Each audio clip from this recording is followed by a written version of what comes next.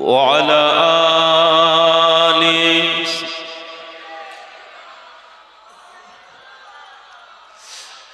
हमें जारो दिल से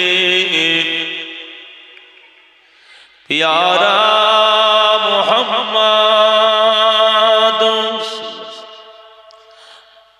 मोहम्मद की गमगीन हमारा मोहम्मद जो आँखों में आए तू कब तक रहेगा ए पर्दा हमारा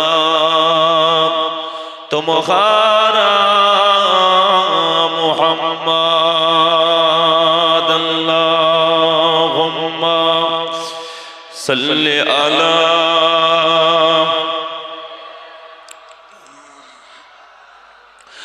व अला आलि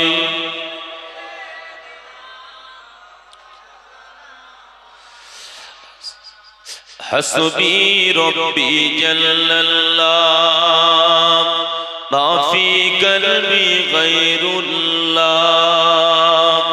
हस्बी रब्बी जल्लल्लाह माफी कल्बी गैरुल्लाह नूर मुहम्मद सल्लल्लाह बोलो ला इलाहा इल्लल्लाह ला इलाहा इल्लल्लाह ला इलाहा इल्लल्लाह मुहम्मदुर रसूलुल्लाह ला इलाहा इल्लल्लाह ला इलाहा इल्लल्लाह ला इलाहा इल्लल्लाह मुहम्मदुर रसूलुल्लाह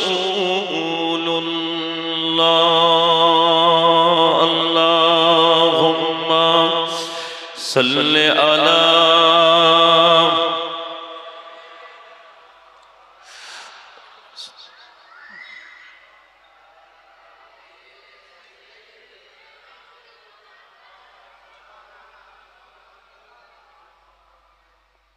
खूब मोहब्बत शते पढ़ेन अल्लाहुम्मा सल्ली अला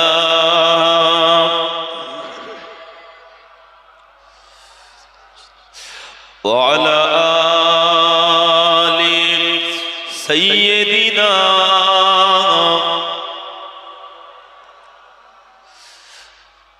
तौहीद की डंका आलम में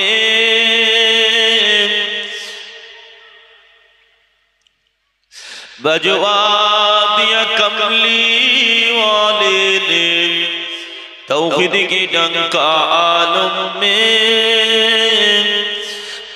बजवा दिया कमली वाले ने पी पी के पियाले कौसर के लौटेंगे मजा जी भर भर के इन्ना आतैना कल कौसर फरमा दिया कमली वाले ने दीन मिला ईमान मिला पढ़ने के लिए कुरान मिला दीन मिला ईमान मिला पढ़ने के लिए कुरान मिला जो कुछ देने का था सब कुछ दिलवा दिया कमली वाले ने बोलो ला इलाहा इल्लल्लाह ला इलाहा इल्लल्लाह ला इलाहा इल्लल्लाह मुहम्मदुर रसूलुल्लाह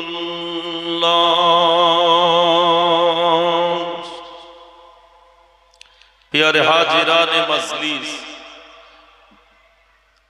বিশেষ করে আজকের জলসার স্বনামধন্য সুযোগ্য সম্মানিত সভাপতি সাহেব, মহাসম্মানিত উলামায়ে হযরত, সম্মানিত সম্মুখে বসে থাকা দিনদার ইমানদার আল্লাহওয়ালা আমার বয়োজ্যেষ্ঠ মুরব্বী আব্বাজানেরা, নওজোয়ান তরুণ বন্ধুরা, ছোট ছোট বাচ্চারা,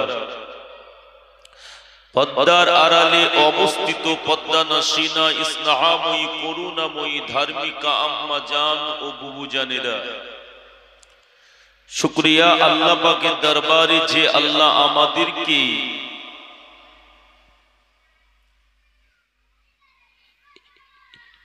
পাক মাহফিলে আসো আলাইহি ওয়াসাল্লাম। এতক্ষণ ধরে আপনাদের কাছে বিভিন্ন উলামায়ে হযরতেরা একের পর এক আলোচনা রেখেছেন।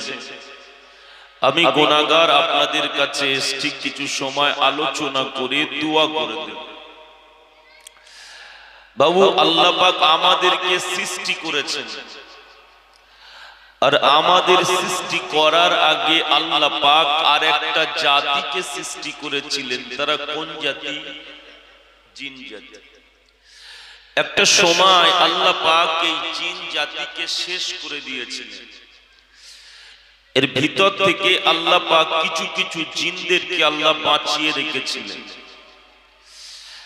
আল্লাহ পাক যখন আদম শফিউল্লাহকে তৈরি করবেন, আল্লাহ ফারিস্তাদেরকে ডাকলেন, ডেকে বললেন, ওয়াইজ ক্বালা রাব্বুকা লিল মালাইকাতি ইন্নী জাইলুন ফিল আরদি খলিফা। আল্লাহ পাক বললেন, আমি প্রতিনিধি তৈরি করতে চাই, আদমকে তৈরি করব। ফারিস্তারা বললেন, আল্লাহ, এর আগে আপনি তো জিনদেরকে তৈরি করেছিলেন, তারা দুনিয়ায় এসে মারামারি, হানাহানি, কাটাকাটি, হিংসা, বিদ্বেষ, ফিতনা, ফাসাদের ভিতরে ডুবে গেল। আপনি আদমকে তৈরি করবেন না, বরঞ্চ যতটুকু ইবাদত করার দরকার সেটা তো আমরা করছি। আপনি আদমকে তৈরি করবেন না, প্রতিনিধি বানাবেন না। আল্লাহ পাক বললেন, ক্বালা ইন্নী আ'লামু মা লা তা'লামুন। ফেরেশতারা, আমি আল্লাহ যেটা জানি তোমরা সেটা জানো না। আজকে আপনারা এই মাহফিলে বসে আছেন, আল্লাহ যেটা জানেন সেটা আমরা কি কেউ জানি? কথা বলেন। সব তো তিনি দেখতে পান, সব তিনি শুনতে পান, সব খবর তো তিনি রাখেন। তার কুদরতি চোখকে ফাঁকি দেওয়ার মতো ক্ষমতা আমাদের কারো না। আল্লাহ পাক আদম শফিউল্লাহকে তৈরি করবেন। ফেরেশতা জিবরাইল আমিন আলাইহিস সালামকে আল্লাহ পাক ডাকলেন, ডেকে বললেন, জিবরাইল, দুনিয়া জমিন থেকে গিয়ে মাটি নিয়ে এসো, আমি আল্লাহ পাক আদমকে তৈরি করতে চাই। ফেরেশতা জিবরাইল আমিন আলাইহিস সালাম আসলেন, মাটি নিয়ে যাবেন, কিন্তু মাটি ক্রন্দন করতে লেগেছে, মাটি কাঁদছে। ফেরেশতা জিবরাইল আমিন আলাইহিস সালাম ফিরে চলে গেলেন। আল্লাহ পাক এবারে ইসরাফিল আলাইহিস সালামকে পাঠালেন। ফেরেশতা ইসরাফিল আলাইহিস সালাম আসলেন, দুনিয়া জমিন থেকে মাটি নিয়ে যাবেন, আল্লাহ আদম শফিউল্লাহকে তৈরি করবেন। দেখতে পাওয়া গেল ফেরেশতা ইসরাফিল আলাইহিস সালাম যখন মাটিটা নিতে এসেছেন, ইসরাফিল আলাইহিস সালাম দেখছে মাটি ক্রন্দন করছে, মাটি কাঁদছে। উনিও মাটিটা না নিয়ে ফিরে চলে গেলেন। আল্লাহ পাক এবারে মিকাইল আলাইহিস সালামকে ডাকলেন। উনি আসলেন মাটিটা না নিয়ে, উনিও ফিরে চলে গেলেন। আল্লাহ পাক এবার আজরাইলকে ডেকেছেন। আচ্ছা বলেন তো, আজরাইলের মায়া দয়াটা কম না বেশি?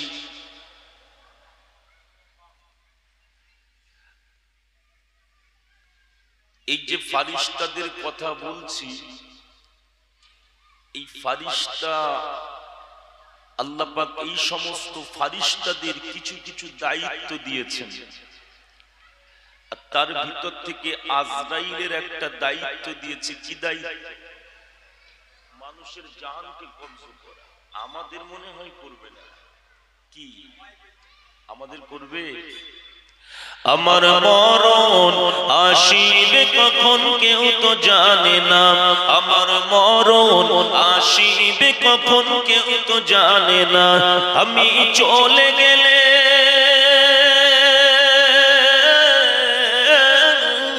আমি চলে গেলে আমায় তোমরা ভুলে যেও না। আমার মরণ আসিবে কখন কেউ তো জানে না, আমার মরণ আসিবে কখন কেউ তো জানে না। এই পৃথিবী চিরজীবন থাকার জায়গা না, বন্দগার কবর যে আমার আসল ঠিকানা। এই পৃথিবী চিরজীবন থাকার জায়গা না, বন্দগার কবর যে আমার আসল ঠিকানা। সবাই রেখে আমায়, সবাই রেখে আমায় চলে যাবে, কেউ যে থাকবে না। আমার মরণ আসিবে কখন কেউ তো জানে না, আমার মরণ আসিবে কখন কেউ তো জানে না। কবর মাঝে মা বাবাকে দেখা যাবে না, দেখবো যাকে তিনি হলেন শাহে মদিনা। জোরে বলুন সুবহান। কবর মাঝে মা বাবাকে দেখা যাবে না, দেখবো যাকে তিনি হলেন শাহে মদিনা। সেই নবীজির দিদার পেতে চলো মদিনা, সেই নবীজির দিদার পেতে চলো মদিনা। আমার মরণ আসিবে কখন কেউ তো জানে না, আমার মরণ আসিবে কখন কেউ তো জানে না। আমি চলে গেলে, আমি চলে গেলে আমায় তোমরা ভুলে যেও না। আমার মরণ আসিবে কখন কেউ তো জানে না, আমার মরণ আসিবে কখন কেউ তো জানে না। আমার আপনার মরণটা কখন হবে আমরা কেউ বলতে পারি না। তাহলে মৃত্যু আমাদের হবে, আর আল্লাহ পাক দায়িত্ব দিয়েছেন আজরাইলকে জাহানটা কবজ করা। এখন সেই আজরাইলকে আল্লাহ পাক ডেকেছেন, যাও মাটি নিয়ে এসো। ফেরেশতা আজরাইল আলাইহিস সালাম এসেছেন, এসে দেখছেন মাটি কাঁদছে। আজরাইল বলতে লাগলেন, জমিনের মাটি, আমি যে তোকে নিতে এসেছি আল্লাহ পাকের হুকুমে, যে আল্লাহ আমাকে সৃষ্টি করেছেন, আজকের দিনে আমি আল্লাহর হুকুমে তোকে নিয়ে যেতে চাই। আল্লাহর হুকুমে নিয়ে যাব। এখন আজরাইল মাটিটা নিয়ে এসছে, আল্লাহ আদম শফিউল্লাহকে তৈরি করেছেন। আচ্ছা, আদম শফিউল্লাহ কত হাত লম্বা ছিল? কত হাত? 60 হাত। কত হাত লম্বা? 60 হাত। আদম শফিউল্লাহকে আল্লাহ পাক 60 হাত লম্বা করে তৈরি করলেন। আদম শফিউল্লাহ শরীরে নিয়ে আল্লাহ পাক রূহ দিচ্ছেন।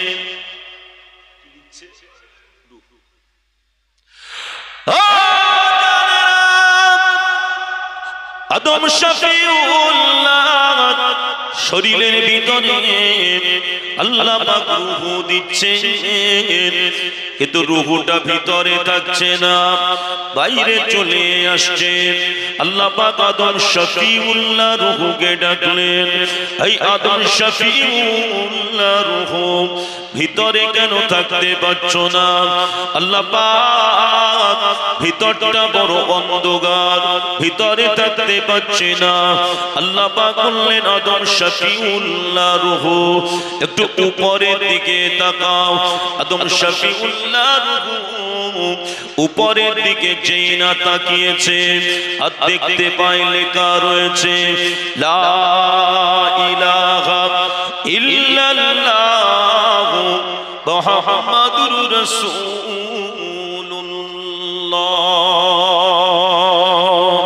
আদম শফিউল্লাহ রূহ বললেন, আল্লাহ পাক লা ইলাহা ইল্লাল্লাহটা বুঝতে পারলাম, মুহাম্মাদুর রাসূলুল্লাহটাকে। আল্লাহ পাক বললেন, এই আদম শফিউল্লাহ রূহ মুহাম্মাদুর রাসূলুল্লাহ হলো আমি আল্লাহ পাক আমার পিয়ারা হাবিব, আমার পিয়ারা হাবিব। কোন নবী দিবস আজকে আপনারা করছেন?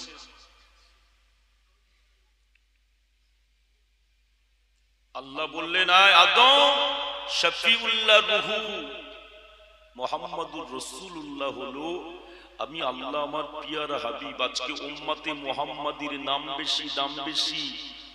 আমরা যে এত কথা বলি, আল্লাহ যে আমাদেরকে নাম দাম বেশি দিয়েছেন, কার জন্য আমরা পেয়েছি? আমার আপনার নবীর জন্য। তো উম্মতে মুহাম্মাদির দামটা দেখে। নবী ঈসা আলাইহিস সালাম একদিন রাস্তা দিয়ে হেঁটে হেঁটে আসছে, একটা পাহাড় রয়েছে, আর পাহাড়ের নিচে একটা বড় পাথর আছে। এখন নবী ঈসা আলাইহিস সালাম পাথরটা দেখে ওই পাথরের গায়ে হাত বোলাচ্ছে। কথা বুঝতে পেরেছে? আর আল্লাহকে বলছেন, আল্লাহ এত সুন্দর পাথর। কিছু কিছু বাড়িতে দেখবেন কত দামি দামি সব পাথর লাগানো আছে। এই যে পাথরটা কত সুন্দর লাগছে, ঠিক বলছি না ভুল বলছি? এই ঈসা নবী একটা সাদা পাথর দেখে ওর গায়ে হাত বোলাচ্ছে আর বলছে, আল্লাহ এত সুন্দর পাথর। আল্লাহ পাক বললেন, নবী ঈসা এর থেকেও সুন্দর জিনিসকে দেখতে চাও? আল্লাহ কোথায় গেলে দেখা যাবে? আল্লাহ পাক বললেন, নবী ঈসা ওই পাহাড়ের নিচেই যে পাথরের উপরে হাতটা বোলাচ্ছ, ওই পাথরের উপরে একটা লাঠি দিয়ে আঘাত করো। আল্লাহ নবী ঈসা আলাইহিস সালাম একটা লাঠি দিয়ে পাথরের উপরে মারলেন, আর যেই না মেরেছেন দেখতে পাওয়া গেল ওই পাথরটা ভেঙে দুটি ভাগ হয়ে গিয়েছে। দুটো ভাগ। নবী ঈসা আলাইহিস সালাম দেখছে একটা মুরব্বি মানুষ, আল্লাহওয়ালা মানুষ ওই পাথরের ভিতর থেকে বাইরে এসেছে। আল্লাহ নবী ঈসা আলাইহিস সালাম ওই মুরব্বি মানুষটিকে জিজ্ঞাসা করলেন, আল্লাহর বান্দা এর ভিতরে আপনি কত বছর রয়েছেন? আল্লাহ পাকের ওই বুজুর্গ বান্দা জবাব দিলেন, নবী ঈসা এর ভিতরে আমি 200 বছর রয়েছি।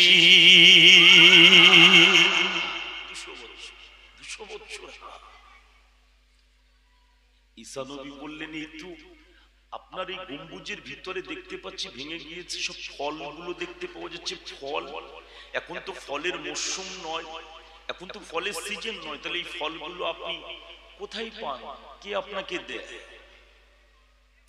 নবী ঈসা আলাইহিস সালাম বললেন, এই আল্লাহ পাকে নবী ঈসা আলাইহিস সালামকে ওই বুজুর্গ বান্দা বললেন, আল্লাহ পাকের ওই বান্দা বললেন, নবী ঈসা এই ফলটা দুনিয়ার কোনো ফল নয়, এই ফলটা হলো আল্লাহ পাকের জান্নাতি ফল। আমার আল্লাহ পাক 200 বছর ধরে এর ভিতরে আমাকে জান্নাতি ফল খাইয়ে থাকে। 200 বছর জান্নাতি ফল খাওয়াচ্ছে। আপনার কোটি কোটি টাকা আছে, কিন্তু আপনি যদি মনে করেন যে জান্নাতি ফল খাবেন, খেতে পারবেন? হবে? আপনার কোথাও ঘুরতে মন চেয়েছে, আপনার অনেক টাকা আছে, আপনি যেখানে মন চেয়েছে আপনি গিয়েছেন, কিন্তু আপনি যদি বলেন আমি টাকা খরচ করে জান্নাতে যাবো, এটা তো তকদিরের ব্যাপার, আল্লাহর দয়া ছাড়া হবে না। ঠিক বলছি না?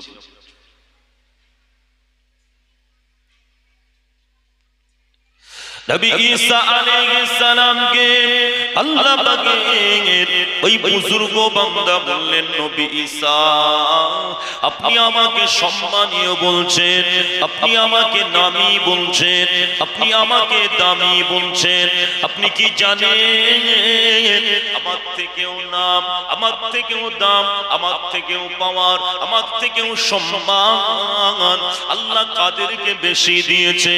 নবী ঈসা আলাইহিস সালাম বললেন, জানি না।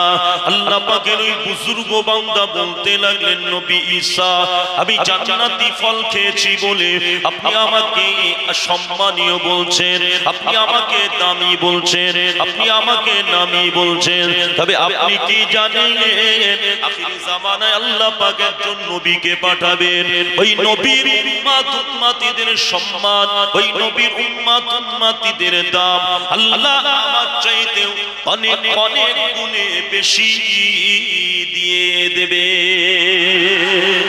একটু জোরে বলুন না সুবহানাল্লাহ। বলছে আমি জান্নাতি ফল খেয়েছি বলে আপনি আমাকে নামী বলছেন, দামি বলছেন, সম্মানীয় ব্যক্তি বলছেন, কিন্তু আপনি কি জানেন আমার থেকেও নাম, আমার থেকেও দাম, আমার থেকেও সম্মান আল্লাহ কাদেরকে দিয়েছে? নবী ঈসা আলাইহিস সালাম বললেন না, বললেন আখির জামানায় একজন নবী আসবে, ওই নবীর উম্মত উম্মতিদের সম্মান আল্লাহ আমার চাইতে অনেক অনেক গুণে বেশি দিয়ে দেবে। কার জন্য পেয়েছি এটা? কোন নবীর মহব্বতে আজকে আপনারা এখানে বসে আলোচনা শুনছেন? আদম শফিউল্লাহ জান্নাতের ভিতরে, আদম শফিউল্লাহ জান্নাতে রয়েছে, জান্নাতের ভিতরে আদম শফিউল্লাহ। আল্লাহ পাক বললেন, আদম উঠে দাঁড়িয়ে যাও। রূহটা দেওয়া হলো, দাঁড়িয়ে যেতে বললেন। আদম শফিউল্লাহ জান্নাতের ভিতরে দাঁড়িয়ে গেল। আল্লাহ পাক বললেন, আদম শফিউল্লাহ এবারে ফারিস্তাদেরকে সালাম দাও। এই যে সালামটা আমরা দিই এটা দুনিয়া থেকে নয়, আল্লাহর জান্নাত থেকে হয়ে আসছে। আল্লাহ কোরআনে কোট করেছে, সালামুন আলাইকুম তিবতুন ফাদখুলুহা খালিদিন।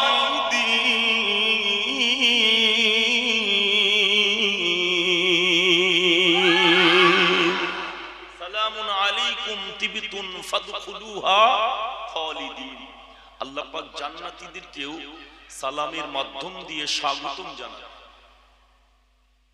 আল্লাহ পাক জান্নাতীদেরকে যখন জান্নাতে দেবেন তাদেরকেও বলবেন, তোমাদের প্রতি সালাম, তোমাদের প্রতি শান্তি বর্ষণ হোক, শান্তির সঙ্গে জান্নাতের ভিতরে তোমরা বছরের পর বছর থাকো।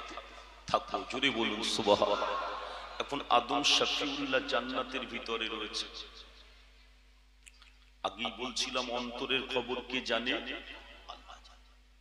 আদম শফিউল্লাহ আল্লাহ পাকের জান্নাতের ভিতরে রয়েছে। দেখতে পাওয়া গেল আদম শফিউল্লাহ আল্লাহ জান্নাতের ভিতরে রয়েছেন।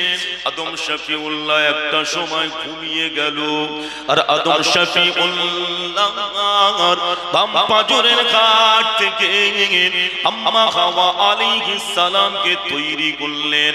আম্মা হাওয়া আলাইহিস সালাম জান্নাতের ভিতরে ঘোরাঘুরি করছে। আল্লাহ পাকের নবী বাবা আদম শফিউল্লাহ ঘুম থেকে উঠে ওই সুন্দরী মহিলাটি দেখে একটু আগিয়ে যাবেন। আল্লাহ পাক বললেন, আদম এখনো তো তোমাদের বিবাহ হয় না। আদম শফিউল্লাহকে আল্লাহ পাক বললেন, আদম মোহরানাটা দিতে হবে। আদম শফিউল্লাহ বললেন, আল্লাহ পাক জান্নাতের ভিতরে খাই দাই ঘুরি, আর আরামায়েশের সঙ্গে কাটাই, জান্নাতের নিয়ামতগুলো সব উপভোগ করি, তবে এখানে মোহরানাটা কোথায় পাবো? আল্লাহ পাক বললেন, আয় আদম আমার হাবিবের উপরে 10 বার দুরূদ শরীফ পড়ে নাও। আমার হাবিবের উপরে 10 বার দুরূদ শরীফ পড়ে নিলে আদম তোমার মোহরানাটা আদায় হয়ে যাবে। আদম শফিউল্লাহ আমার আপনার নবীর উপরে 10 বার দুরূদ শরীফ পড়ে নিলেন, আদম শফিউল্লাহর মোহরানাটা আদায় হয়ে গেল। কোন নবীর উপরে দরুদ পড়েছে দেখে? আমাদের নবীর উপরে আদম শফিউল্লাহ 10 বার দুরূদ শরীফ পড়লেন। কোন নবীর মহব্বতে আজকে আপনার নবী দিবস করছে? চিন্তা করেন। যত নবী দুনিয়াতে এসেছে তামাম নবীদের সরদার আল্লাহ আমার আপনার নবীকে করেছে। জোরে বলুন সুবহানাল্লাহ। আদম শফিউল্লাহ আল্লাহ পাকের জান্নাতের ভিতরে রয়েছেন, আমাদের আম্মা হাওয়া আলাইহিস সালাম রয়েছেন জান্নাতের ভিতরে। আদম শফিউল্লাহ আর আমাদের আম্মা রয়েছেন। আল্লাহ পাক বলে দিলেন, ওয়াকুলা মিনহা রাগাদান হাইসু শিতুমা ওয়ালা তাকরাবা হাদিহি শাজারাতা ফাতাকুনা মিনাস জালিমিন। আল্লাহ পাক বললেন, আদম আর হাওয়া জান্নাতের ভিতরে থাকবে, খাবে দাবে ঘুরবে, তবে সাবধান ওই গাছটির কাছে যেন যাবে না। আল্লাহ পাক নিষেধ করলেন। গিলাসটা ছিল ওই গাছটির কাছে, গাছটির কাছে জান্নাতের ভিতরে সমস্ত নিয়ামতগুলো ভোগ করবে, তবে ওই গাছটির কাছে যাবেন, আল্লাহ নিষেধ করে দিলেন। এখন ইবলিস আদম শফিউল্লাহ শত্রু না বন্ধু? কেমন শত্রু? কঠিন শত্রু। কথা বুঝতে পেরেছে? এখন আল্লাহ পাক যখন এই জিন জাতিকে শেষ করে দিয়েছিলেন, এই জিনেদের ভিতর থেকে আল্লাহ কিছু কিছু জিনদেরকে বাঁচিয়ে রেখেছে, আর এই জিনের বাচ্চা আজাজিলকেও আল্লাহ বাঁচিয়ে রেখেছে। কথা বুঝতে পেরেছে? এখন মানুষ কাজ করতে করতে প্রমোশন হয় না। একটা ছেলে ধরেন একটা কোম্পানিতে কাজ করছে, এখন কোম্পানির গেটম্যানের কাজ করে, ধরেন গেটম্যানের কাজ করে। এখন ছেলেটা লেখাপড়া জানে, কথা বুঝতে পেরেছেন, নম্র ভদ্র সব দিক দিয়ে 1 নম্বর। কথা বুঝতে পেরেছে? এখন কোম্পানির মালিক দেখলেন এই ছেলেটাকে তো এখানে রাখা যাবে না, একে একটু ভালো জায়গাতে দিতে হবে, একে গেটম্যানের কাছ থেকে তুলে নিয়ে অফিসিয়াল কোনো কাজে দিয়ে দিতে হবে। তাহলে ছেলেটা কি হলো? প্রমোশন হলো, একটু উপরে উঠে গেল। এখন এই আজাজিল ইবাদত করতে করতে একটু উপরে উঠে গিয়েছে। কথা বুঝতে পেরেছেন? কি হয়েছে? একটু উপরে উঠে গিয়েছে। একটা সময় প্রমোশন হচ্ছে। এখন যে একটা সময় এই আজাজিলকে সবাই ফারিস্তারা সবাই হুজুর হুজুর করে, মুআল্লিমুল মালাইকা, ফারিস্তাদের শিক্ষক। কথা বুঝতে পেরেছেন? এনাকে সবাই হুজুর হুজুর করেন, উস্তাদ উস্তাদ করে। কথা বুঝতে পেরেছেন? এখন আল্লাহ পাক যখন আদম শফিউল্লাহকে তৈরি করলেন, আল্লাহ ফারিস্তাদেরকে ডেকেছে, ডেকে বললেন আদমকে সিজদা করো।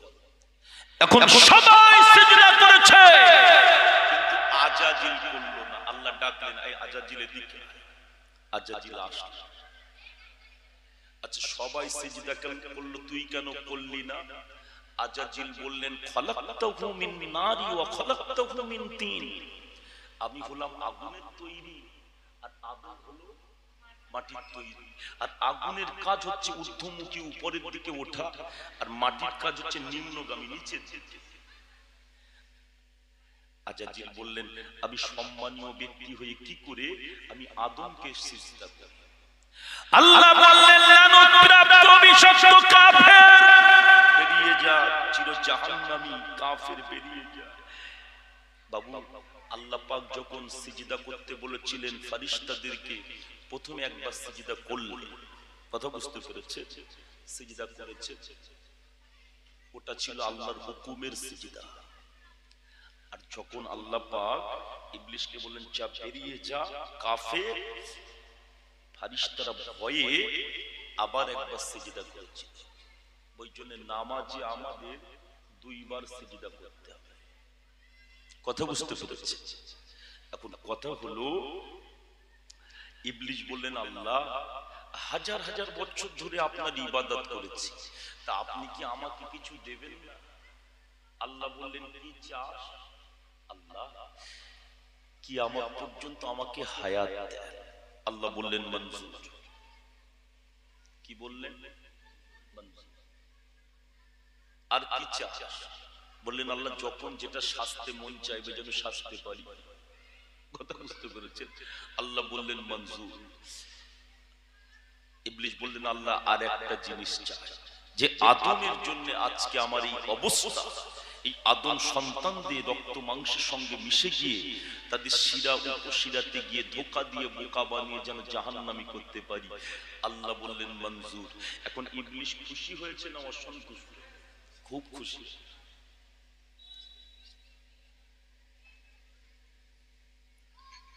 আল্লাহ বললেন ইবলিস এদিকে।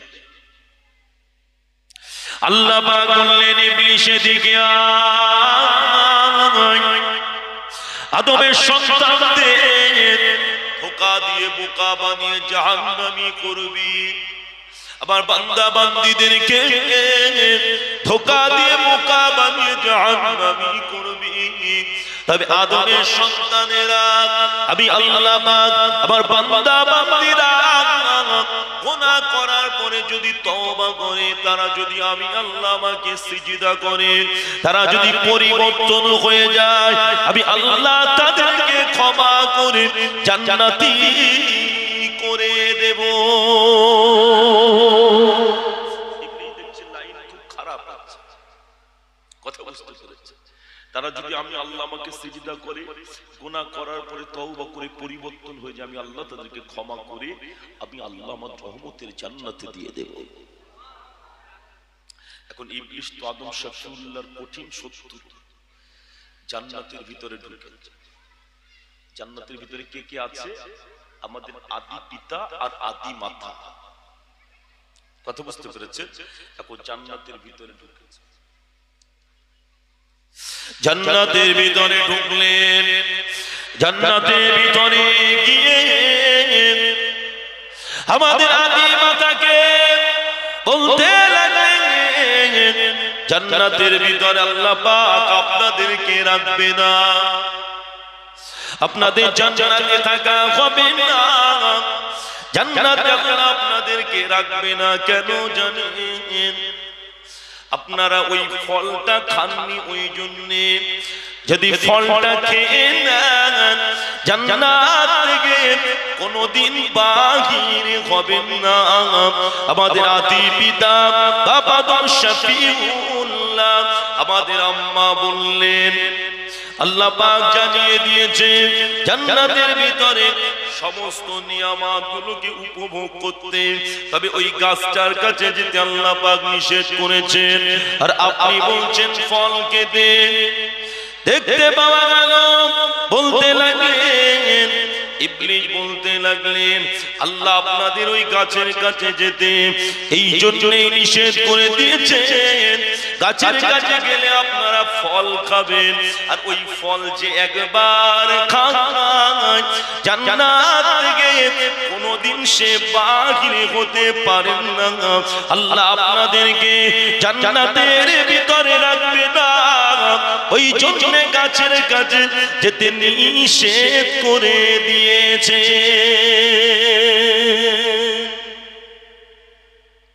বলছে ওই গাছের কাছে গেলে আপনারা ফল খাবেন, আর ফল খেলে কোনদিন জান্নাত থেকে বাহির হবেন না, আর আল্লাহ আপনাদের জান্নাতে রাখবে না, তো ওই জন্য কি বলছে গাছের কাছে যেতে নিষেধ করে দিয়েছে। আদম শফিউল্লাহ আর আমাদের আদি মাতা ওই ফলটা খেলেন। আমি আলোচনা কিন্তু শুরু করেছি কোথা থেকে বলেন তো? আদম শফিউল্লাহ থেকে। আমি কোথায় আলোচনাটা নিয়ে আসছি খুব খেয়াল করে। আদম শফিউল্লাহকে আর আমাদের আম্মা হাওয়া আলাইহিস সালামকে ফলটা খাইয়ে দিলেন। ফলটা খেয়ে ফেললেন, শরীর থেকে জান্নাতি পোশাকগুলো খুলে গেল। জান্নাতের ভিতরে আমাদের আদি পিতা বাবা আদম শফিউল্লাহ আর আমাদের আম্মা হাওয়া আলাইহিস সালাম একটা গাছের কাছে গেলেন, আর গাছ আমাদের আদি পিতা বাবা আদম শফিউল্লাহর জন্য পাতা দিয়েছিলেন, আর আমাদের আদি মাতা আম্মা হাওয়া আলাইহিস সালামের জন্য 5টি পাতা দিয়েছিলেন।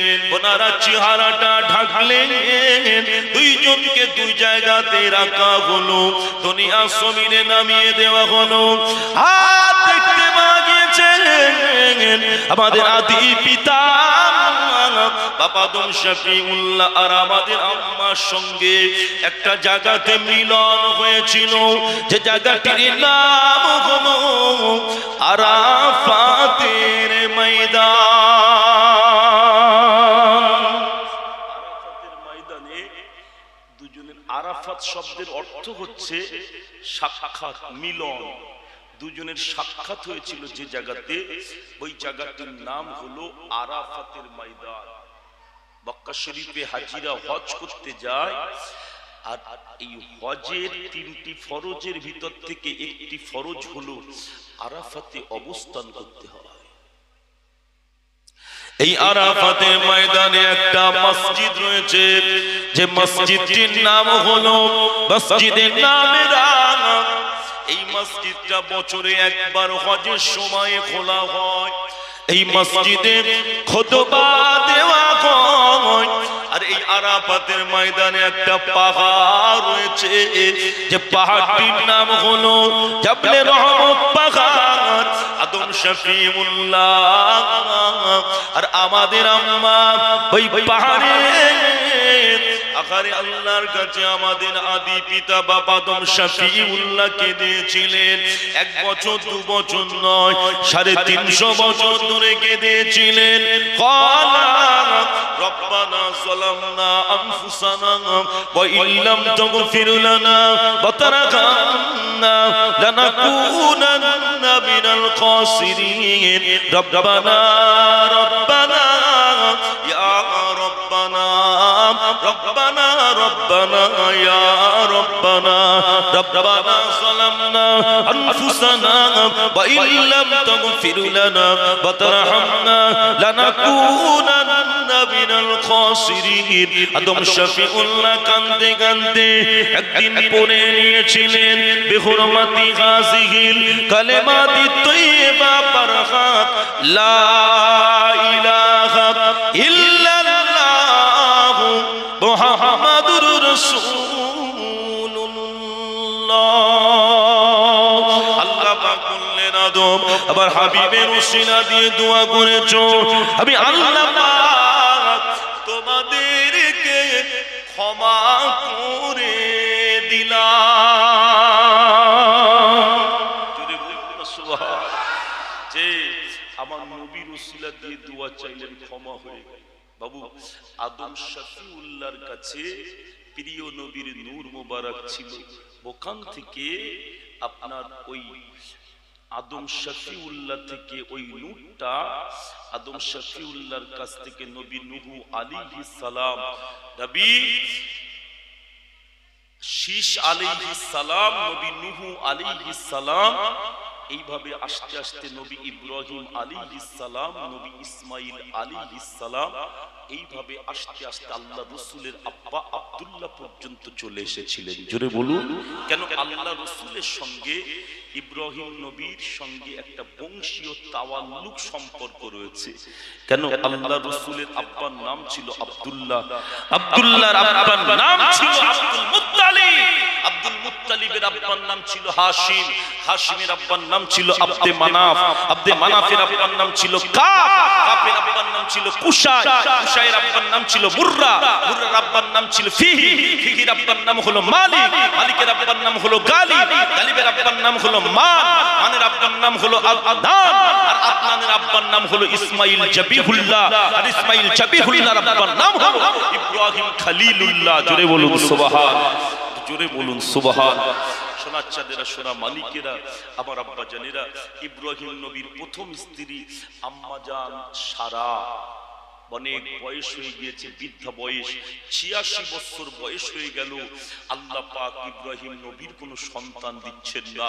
ইব্রাহিম নবী আল্লাহর কাছে দোয়া করলেন, দ্বিতীয় স্ত্রী আম্মাজান হাজেরার গর্ভে আল্লাহ একটা সন্তান দিলেন। কি দোয়া করেছিলেন? রব্বি হাবলি মিনাস সলিহিন। আল্লাহ সুসংবাদ দিয়ে দিলেন, ফাবাশশারনাহু বিগুলামিন হালিম, একটা নেক সন্তানের সুসংবাদ আল্লাহ শুনিয়ে দিলেন। ইসমাইল নবী দুনিয়াতে আসলেন। বাবু ইসমাইল আলাইহিস সালামের বংশে আল্লাহ পাক আমাদের নবীকে পাঠিয়েছে, আর আল্লাহর খলিল ইব্রাহিম আলাইহিস সালামের বিবি আম্মাজান সারার গর্ভে থেকে আল্লাহ আরেকজন সন্তানকে পাঠিয়েছিলেন, যিনি হলেন নবী ইসহাক আলাইহিস সালাম। উনি একজন আল্লাহর নবী, ওনার বংশে আল্লাহ পাক ৭০,০০০ নবীকে পাঠিয়েছিলেন। আমাদের নবী এসেছেন ইসমাইল নবীর বংশে, ইসমাইল আলাইহিস সালামের বংশে। এখন এই নবী ইসমাইল আলাইহিস সালাম কে কিভাবে কোথায় এলো একটু ভালো করে আলোচনাটার দিকে খেয়াল করবেন। এখন এই নবী ইব্রাহিম আলাইহিস সালামের আল্লাহ যখন একটা সন্তান দিলেন ইসমাইল নবী, যখন ইসমাইল আলাইহিস সালাম যখন দুনিয়াতে আসলো, আম্মাজান সারা বললেন, আপনি আপনার এই বাচ্চাটিকে আর হাজেরাকে কোথাও রেখে আসেন। আল্লাহ পাক জানিয়ে দিলেন যে অমুক জায়গাতে রেখে আসেন। আল্লাহর খলিল ইব্রাহিম আলাইহিস সালাম বেটাকে আর বিবিকে নিয়ে আর কিছু খাজুর আর পানি নিয়ে মক্কা শরীফের মরুপের অন্তর ফাঁকা জায়গা, আজকে তো কোটি কোটি মানুষ বাইতুল্লাহ শরীফে, আল্লাহ পাক আমাকে কয়েকবার সফর করিয়েছেন, বাইতুল্লাহ শরীফে এক মুহূর্তের জন্য কোনো ফাঁকা থাকে না। আপনি রাত 2টায় গিয়ে দেখছেন যে অবস্থা, সকাল 6টায় তাই, রাত 12টায় তাই, বিকেল 4টায় একই অবস্থা। কথা বুঝতে পেরেছে? কোনো সময়ের জন্য বাইতুল্লাহ ফাঁকা না, কিন্তু সেদিন তো এই জায়গাটা এরকম ছিল। কথা বুঝতে পেরেছেন? ধুধু ময়দান, শুধু মরুভূমি আর পাহাড় আর কিছু নেই। আল্লাহর খলিল ইব্রাহিম আলাইহিস সালাম বিবিকে বাচ্চাকে রেখে দিয়ে চলে যাচ্ছেন। দেখতে পাওয়া গেল বিবিকে বাচ্চাকে রেখে দিয়ে যখন চলে যাচ্ছেন, আম্মাজান হাজেরা বললেন, আপনি যে গরুর প্রান্তর ফাঁকা জায়গা আমাদেরকে এখানে রেখে দিয়ে যান, কে আমাদেরকে দেখবেন? ইব্রাহিম আলাইহিস সালাম কোনো কথা বলেন না, আগিয়ে যেতে লাগলেন। আম্মাজান হাজেরা আবার বললেন, আপনি যে আমাদের এখানে কে রেখে দিয়ে যাচ্ছেন, এখানে আমাদেরকে কে দেখবেন? আল্লাহর খলিল নবী ইব্রাহিম আলাইহিস সালাম কোনো কথা বলেন না, গিয়ে যাচ্ছেন। আম্মাজান হাজেরা বললেন, আপনি যে এখানে আমাদের রেখে যাচ্ছেন, এটা কি আল্লাহর হুকুমে রেখে যাচ্ছেন নাকি? ইব্রাহিম নবী জবাব দিলেন, দিলেন, আল্লাহর হুকুমে রেখে দিয়ে যাচ্ছি। আল্লাহর খলিল ইব্রাহিম আলাইহিস সালামের বিবি আম্মা জান হাজেরা ওই সময় বলেছিলেন যে আল্লাহর হুকুমে আপনি আমাদেরকে রেখে যাচ্ছেন, সেই আল্লাহ আমাদেরকে দেখবে। আল্লাহ এখন রেখে দিয়ে চলে গেল।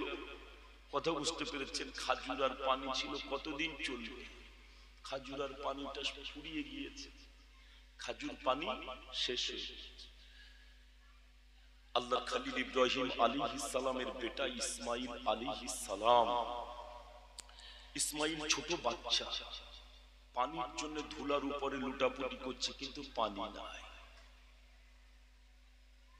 আম্মা জান হাজেরা বাচ্চার কাতরানোটাকে দেখছে, কিন্তু কিছুই করতে পারছেন না। শুধু মরুভূমিতে এই ছোট বাচ্চার জন্য শুধু দৌড়াদৌড়ি করছে, কিন্তু পানি নেই, শুধু বালি আর পাহাড়, আর কিছু না। আপনি যদি আপনার ঘরের বাচ্চাদেরকে নিয়ে ধরেন এখান থেকে ধরেন হাড়ুয়াতে যাচ্ছে, বাসে উঠেছি, বাসে করে যাচ্ছে, এখন যেতে যেতে পথের মধ্যে যদি বাচ্চাটার পানি পিপাসা লাগে, মনটা কি চাইবে? হাড়ুয়া পর্যন্ত যাওয়ার দরকার নেই, আগে নেমে পড়ি, দরকার পড়ে পরের গাড়িতে যাব। ঠিক বলছি না? বলছি আগে বাচ্চাটিকে পানি খাইয়ে দিই। দুধের বাচ্চা ইসমাইল পানির জন্য কত কষ্ট পাচ্ছেন আম্মা হাজেরা দেখছে, কিন্তু কিছু করতে পারেন না। দূর থেকে একটা পাহাড় দেখতে পেলেন, সাফা পাহাড়। আম্মা হাজেরা ওই পাহাড়ের দিকে তাকালেন, দেখতে পান মনে হচ্ছে পাহাড়ের গা দিয়ে পানি নামছে। পাথরে যদি রোদ্দুরও লাগে, পাথরটা দেখলে মনে হয় ওই পাথরের গায়ে যখন রোদ্দুর লাগে, দূর থেকে দেখলে মনে হয় ওখানে পানি আছে, কিন্তু পানি নয়। আম্মা জান হাজেরা ছুটে ছুটে পানি মনে করে ওই পাহাড়ের কাছে গেলেন। সাফা পাহাড়ের কাছে গিয়ে আম্মা জান দাঁড়িয়ে গেল, কিন্তু পানি পেলেন না। ওখান থেকে মারোয়ার দিকে তাকালেন, আম্মা জান হাজেরা মারোয়ার দিকে তাকিয়ে চিন্তা করলেন, মনে হয় ওখানে পানি আছে। ওখানে গিয়ে দেখলেন পানি নাই। আম্মা একবার সাফা একবার মারোয়া, একবার সাফা একবার মারোয়া, এইভাবে 7 বার দৌড়াদৌড়ি করেছিলেন। আম্মা জানের এই দৌড়াদৌড়িটা আল্লাহ পাকের এত পছন্দ হয়ে গেল, আল্লাহ পাক জানিয়ে দিয়েছিলেন আমার যত হাজি, আমার যত উমরাকারী বান্দা বান্দিরা এই কাবা বাইতুল্লাহতে আসবে হজ করতে, উমরা করতে, তাদের জন্য আমি আল্লাহ পাক এই সাফা মারওয়া সাই করা ওয়াজিব করে দিলাম। সাফা মারওয়া সাই করতে হয়, রাস্তাটা মনে হয় একটুখানি, কিন্তু না, অনেকটা রাস্তা। আল্লাহ তার বান্দা বান্দীদেরকে দিয়ে করিয়ে নেয়, অসুবিধা হয় না।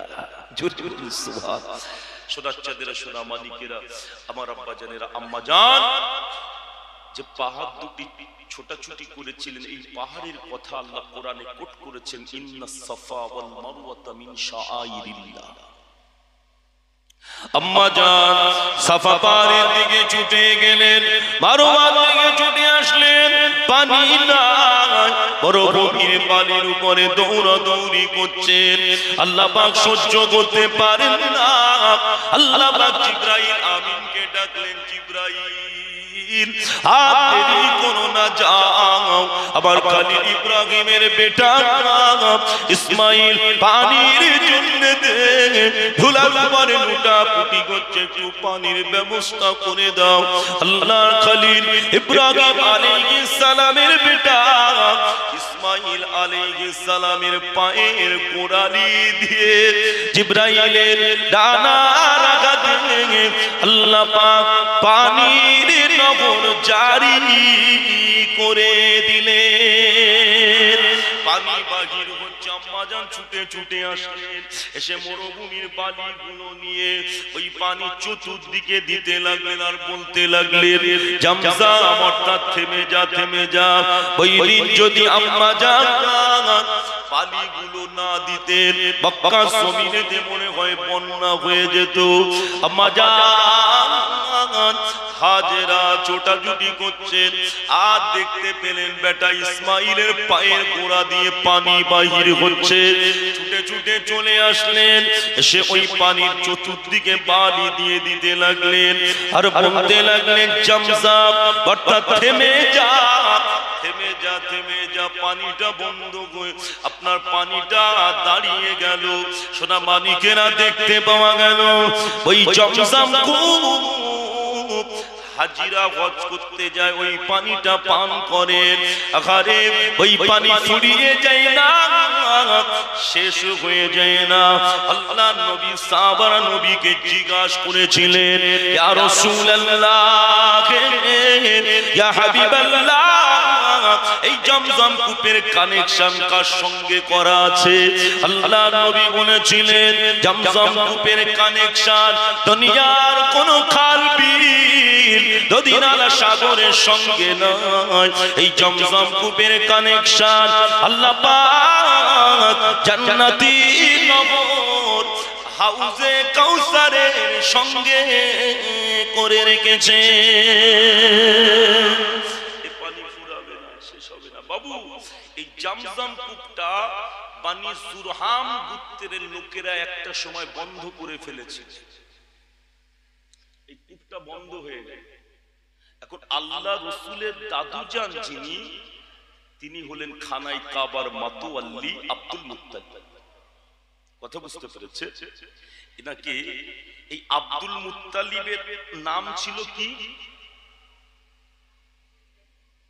আব্দুল মুত্তালিব নাম ছিল কি? সাইবা। কি নাম? খুব ভালো করে বুঝুন, মুত্তালিবরা হচ্ছে তিন ভাই। বসটা ভালো করে বোঝার চেষ্টা করুন। মুত্তালিবরা ক ভাই? এই তিন ভাইয়ের ভিতর থেকে মুত্তালিব আর একটা ভাই, এনারা দুজন মক্কাতে আছে। আর যে ভাইটার নাম হলো হাশিম, হাশেম যে ভাইটার নাম, ওই হাশেম ফিলিস্তিনে যাচ্ছেন, ফিলিস্তিনের গাজা শহর ওখানে যাচ্ছেন। এখন যেতে গিয়ে যে জায়গাটার নাম হলো ইয়াসরিব, ইয়াসরিব যে জায়গাটার নাম আজকে মদিনা, এই ইয়াসরিবে গিয়ে একটা মহিলার সঙ্গে বিবাহ করেন। কে বিয়ে করে? এই যে মহিলাটার সঙ্গে বিয়ে করেছেন এর নাম হলো সালমা বিনতে মুররা। এখন সালমা বিনতে মুররার সঙ্গে বিবাহ করে কিছুদিন সংসার করে বলি ফিলিস্তিনের গাজা শহরে গিয়ে মারা গিয়েছে। এখন এই যে কিছুদিন উনি সংসার করেছিলেন, ওনার বিবির গর্ভ থেকে আল্লাহ পাক একটা সন্তান পাঠিয়েছেন। এখন সন্তানটা হয়েছেন ছেলে সন্তান, পুত্র সন্তান। মাথার চুল টুল গুলো সব সাদা হয়েছে, তাই ওনার নাম দিয়েছেন সাইবা। সাইবা। এখন এই সাইবা যখন 10 থেকে 12 বছর বয়স, খুব ভালো করে ওয়াজটা মাথায় নিয়ে যান। দরিয়া ওয়াজ ধরেছি, কথা বুঝতে পেরেছেন? শেষ করা সম্ভব নয়। এখন যতদূর যাবে ততদূর হবে, টাইম যতক্ষণ থাকবে ততক্ষণ করবো, সেখানে স্টপ করে দেবো। কথা বুঝতে পেরেছে? এখন এই সাইবা 10-11 বছর বয়স। এখন সাইবার যখন 10-11 বছর বয়স হয়ে গিয়েছে, এখন মুত্তালিব তখন কোথায়? মক্কায়। এখন মুত্তালিবের কাছে খবর এসেছে আপনার যে ভাই হাশেম ফিলিস্তিনের গাজা শহরে গিয়ে মারা গিয়েছে। ফিলিস্তিনের গাজা শহর কোথায়? আল আকসা রয়েছে, জানেন না? বাইতুল মুকাদ্দাস। তামাম নবীদের ইমাম আমার নবী হয়েছিলেন বাইতুল মুকাদ্দাস যেখানে, ওই তো গাজা শহর ফিলিস্তিনে, যেখানে আল আকসা বাইতুল মুকাদ্দাস রয়েছে, মুসলমানদের সর্বপ্রথম কিবলা। কথা বুঝতে পেরেছেন? আমি ওদিকে আর যাচ্ছি না। এখন ওখানে গিয়ে মারা গিয়েছেন, সেই ভাইয়ের একটা সন্তান হয়েছে। তার নাম হলো সাইবা। 10 থেকে 12 বছর তার বয়স। এখন মুত্তালিব শুনে ভাইপো হয়েছে, ভাইপোকে আনার জন্য মক্কা থেকে ইয়াসরিবে এসেছে, অর্থাৎ মদিনায় এসেছে। এখন এসে দেখছে যে আমার ভাইপোটা বেশ বড় হয়ে গিয়েছে। ভাইপোকে ডেকে কাছে নিয়ে আসলেন, নিয়ে এসে গায়ে মাথায় হাত বুলাচ্ছেন, ভাই তো নেই। ভাবিজান সালমা বিনতে মুররাকে বললেন, ভাবিজান এই বাচ্চাটিকে আপনি আমার কাছে দিয়ে দেন, আমি একটু একে নিয়ে যাওয়ার জন্য মক্কাতে এখানে এসেছি। ভাবিজান সালমা বিনতে মুররা বললেন, আপনার ভাই তো দুনিয়ায় বেঁচে নেই, এই বাচ্চাটিকে নিয়ে আমি থাকি, আমি দিতে পারবো না। মুত্তালিব বললেন, ভাবিজান এই বাচ্চাটিকে যদি আপনি আমার কাছে দেন, এর একদিন সবাই চিনবে, খানায় কাবার মাতোয়াল্লি হবে। এখন কোন আব্বা মা চাই না যে ছেলের নাম হোক, দাম হোক, তাকে সবাই চিনুক বলে? সবাই চায়। এখন সালমা বিনতে মুররা বললেন, যখন আপনি নিয়ে যেতে চাইছেন নিয়ে যান, আমি সাইবাকে আপনার কাছে দিয়ে দিলাম। মুত্তালিব ভাইপোকে নিয়ে বুটের পিঠে করে ইয়াসরিব থেকে মক্কার পথে রওনা দিলেন। দেখতে পাওয়া গেল যেই না মক্কা জমিনে পার গেছে, যেই না আব্দুল মুত্তালিব মক্কা এসেছে, মক্কার মানুষেরা বলতে লাগলেন, ওই দেখো আব্দুল মুত্তালিব আসছে। এই আব্দুল মুত্তালিব কাকে বলছে? ওই বাচ্চাটিকে বলছে। আব্দুল মুত্তালিব কথার অর্থ হলো মুত্তালিবের দাস বা গোলাম। ওই দেখো আব্দুল মুত্তালিব আসছে। কেন? মুত্তালিবের সঙ্গে ওই বাচ্চাটা রয়েছে বলে বলছে আব্দুল মুত্তালিব আসছে। ওই দিন থেকে আব্দুল মুত্তালিব নামে পরিচিতি হয়ে গিয়েছে। আব্দুল মুত্তালিব আসছে, ওই বাচ্চাটিকে বললেন, আর ওই আব্দুল মুত্তালিব নামেই পরিচিতি হয়ে গিয়েছে। এখন এই আব্দুল মুত্তালিবই হলেন আল্লাহ রাসূলের দাদুজান, খানায় কাবার মাতোয়াল্লি। কথা বুঝতে পেরেছেন? এখন এই আব্দুল মুত্তালিবকে আল্লাহ রাসূলের দাদুকে স্বপ্ন দেখানো হচ্ছে। একজন আগন্তুক ব্যক্তি এসে বলছেন, আব্দুল মুত্তালিব তিবা খনন করো। আব্দুল মুত্তালিব বললেন, মা হুয়া তিবা? তিবা কি জিনিস, কোথায় পাওয়া যাবে? ওই আগন্তুক ব্যক্তিটা চলে গেলেন। দ্বিতীয় রাত্রে আবার আসলেন, এসে বললেন, আব্দুল মুত্তালিব মাদনুনা খনন করো। আব্দুল মুত্তালিব বললেন, মা হুয়া মাদনুনা? মাদনুনা কি, কোথায় পাওয়া যাবে? চলে গেলেন আগন্তুক ব্যক্তিটি। তৃতীয় রাত্রে এসে বললেন, বাররা খনন করো। আব্দুল মুত্তালিব বললেন, মা হুয়া বাররা? বাররা কি জিনিস, কোথায় পাওয়া যাবে? চতুর্থ রাত্রে এসে ওই আগন্তুক ব্যক্তিটি বললেন, আব্দুল মুত্তালিব জামজাম খনন করো। আব্দুল মুত্তালিব বললেন, জামজাম কোথায় পাওয়া যাবে? জামজাম কি? ওই আগন্তুক ব্যক্তিটি বললেন, জামজাম এমন একটা কূপ যে কূপের পানি কিয়ামত পর্যন্ত ফুরাবে না। জোরে বললেন না সুবহানাল্লাহ? যে কূপের পানি কিয়ামত পর্যন্ত ফুরাবে না। একটু দরুদ শরীফ আল্লাহুম্মা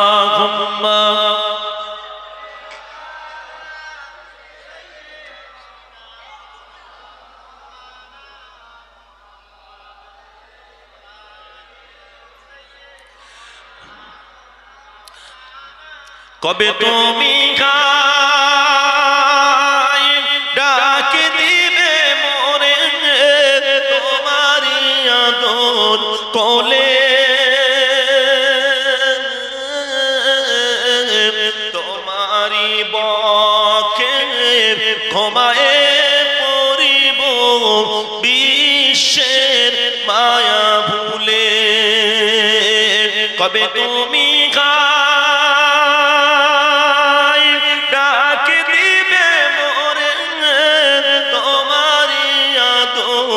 কোলে, তোমারি বকে ঘুমায়ে পড়িব বিশ্বের মায়া ভুলে। হায়াত যেদিন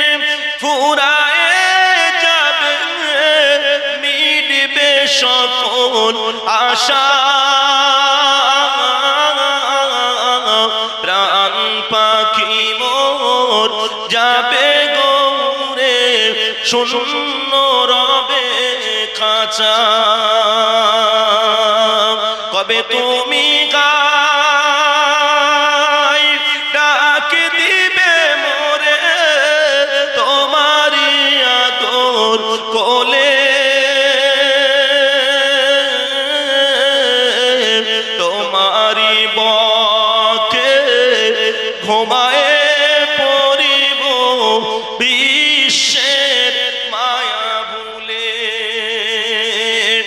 আয়াই বলে ডাকবে সবাই আর কব না কথা মুখানি মোর বন্ধ হবে নড়বে না চোখের পাতা কবে তুমি গাই ডাক দিবে মোরে তোমারি আদর কোলে তোমারি বকে ঘুমায় পড়িব বিশ্বের মায়া ভুলে নারী তাকবীর শোনার চাঁদের যে কথা বলছিলাম আপনারা শুনছিলেন আপনাদের অসুবিধা হচ্ছে না তো যে যে খুব খেয়াল করে শুনেন যে এই আব্দুল মুত্তালিব কে স্বপ্ন দেখানো হয়েছে আব্দুল মুত্তালিব এখন জমজম জি না জান না এই পাকাটা এদিকে ঘুরিয়ে দেন গায়ে লাগে এখন আব্দুল মুত্তালিবকে স্বপ্ন দেখিয়েছে এখন আব্দুল মুত্তালিব বললেন জমজম কোথায় পাওয়া যাবে বললেন যেখানে দেখবেন আকাশ দিয়ে চিল উঠছে আর জমিনের উপরে পিঁপড়াগুলো বাসা বেঁধে রয়েছে ওখানে খুললে জমজম পাওয়া যায় এখন আব্দুল মুত্তালিবের কলিজার টুকরা বেটা হারিসকে সঙ্গে করে নিয়ে সকালবেলা আব্দুল মুত্তালিব জমজম কূপ খনন করতে যাচ্ছে এখন জমজম কূপ খনন করতে গিয়েছে কাবা শরীফের সামনে দাঁড়িয়ে গেল কাবা শরীফের সামনে জমজম কূপ খনন করছে আর যেই না খনন করতে শুরু করেছে দেখতে পাওয়া গেল মক্কার বিভিন্ন গোত্রের মানুষেরা সবাই ছুটে ছুটে আসলেন আব্দুল মুত্তালিব আপনি কি করছেন বললেন জমজম কূপ খনন করছি বললেন এই জমজমের অংশীদার আমাদেরকে দিতে হবে আব্দুল মুত্তালিব বললেন এই জমজম শুধুমাত্র আমাকে দেওয়া হয়েছে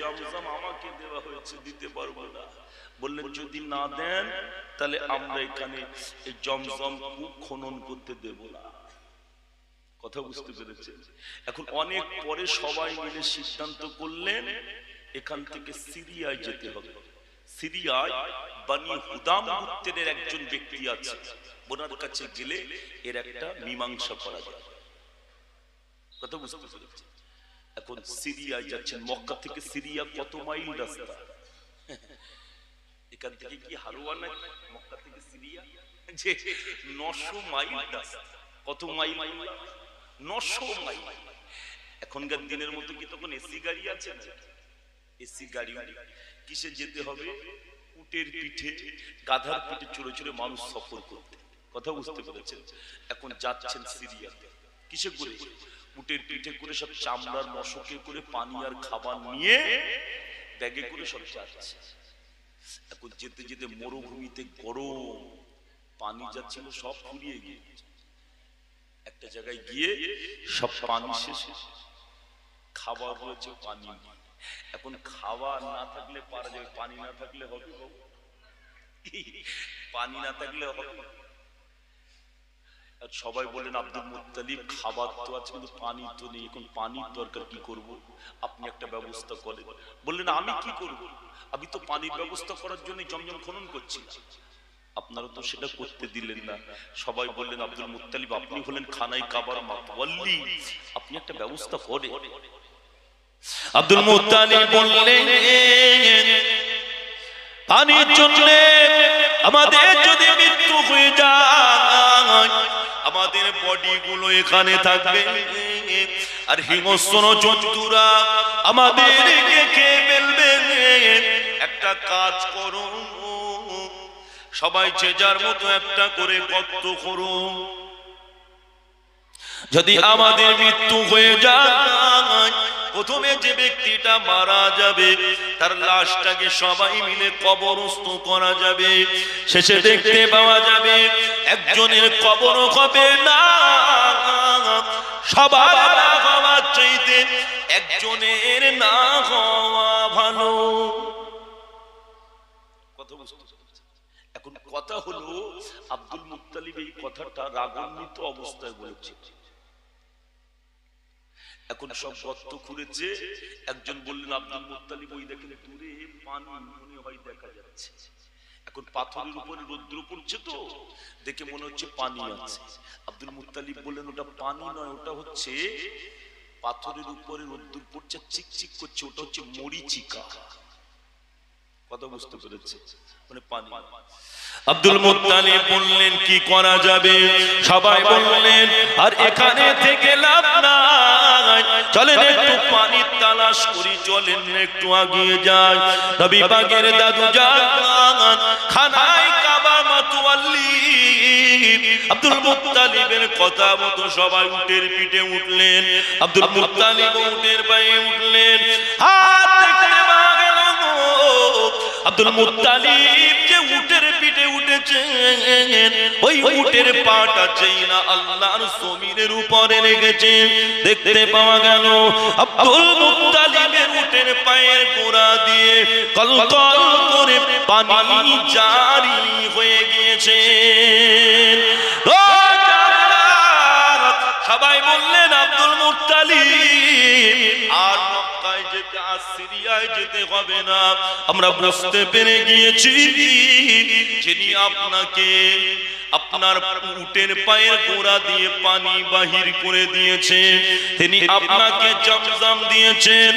আর আমরা সিরিয়ায় যেতে চাই না, আমরা মক্কায় ফিরে যেতে চাই, আমরা মক্কায় ফিরে যাব আর সিরিয়ায় যাব।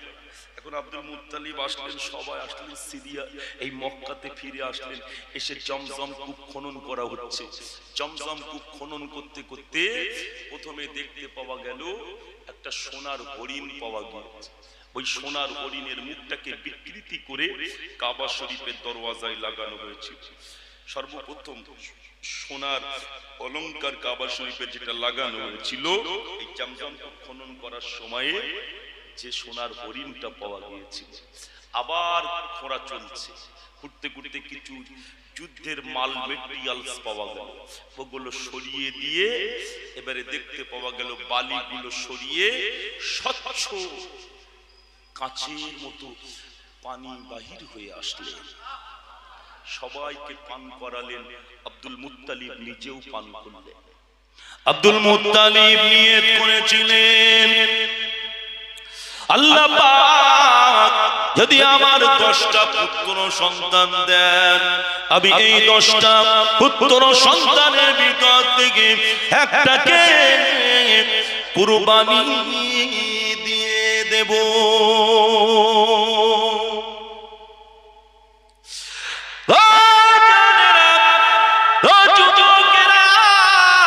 আব্দুল মুত্তালিব নিয়ত করেছিলেন আল্লাহ পাক যদি আমার 10টা পুত্র সন্তান দেন, এর ভিতর থেকে আমি একটাকে কুরবানি দিয়ে দেব।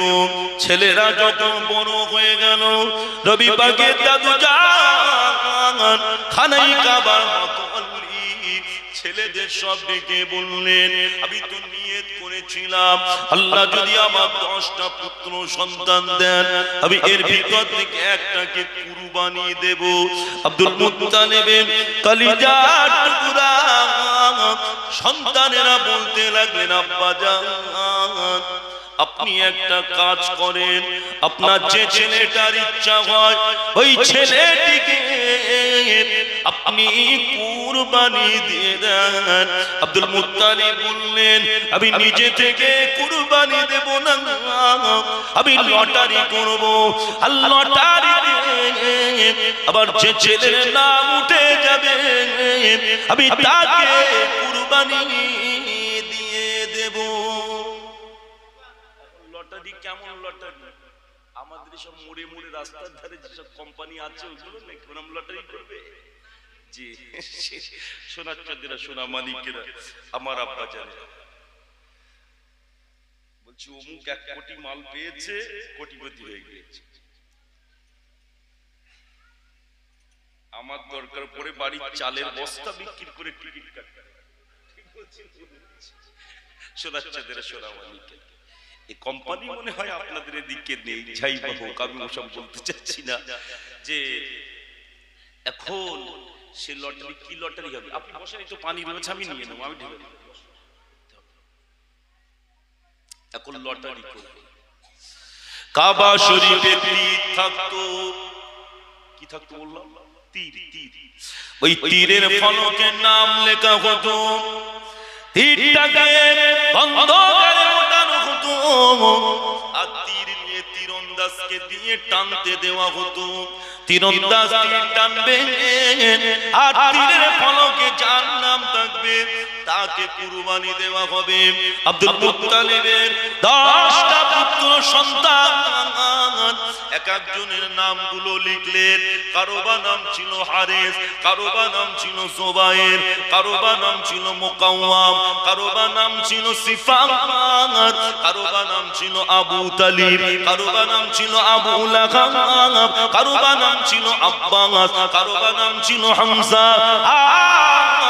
আল্লাহর নবীর আব্বা জান যিনি হবে নাম হলো তার আব্দুল্লাহ। আব্দুল্লাহর নামটাও লেখা হলো, আবু তালিবের নামটা লেখা হলো, আমির হামজার নামটা লেখা হলো। একে একে 10টা সন্তানের নাম লেখা হয়েছে তীরের ফলকে। অন্ধকারে তীরন্দাজকে দেখে তীরটা যেই না টানা হয়েছে,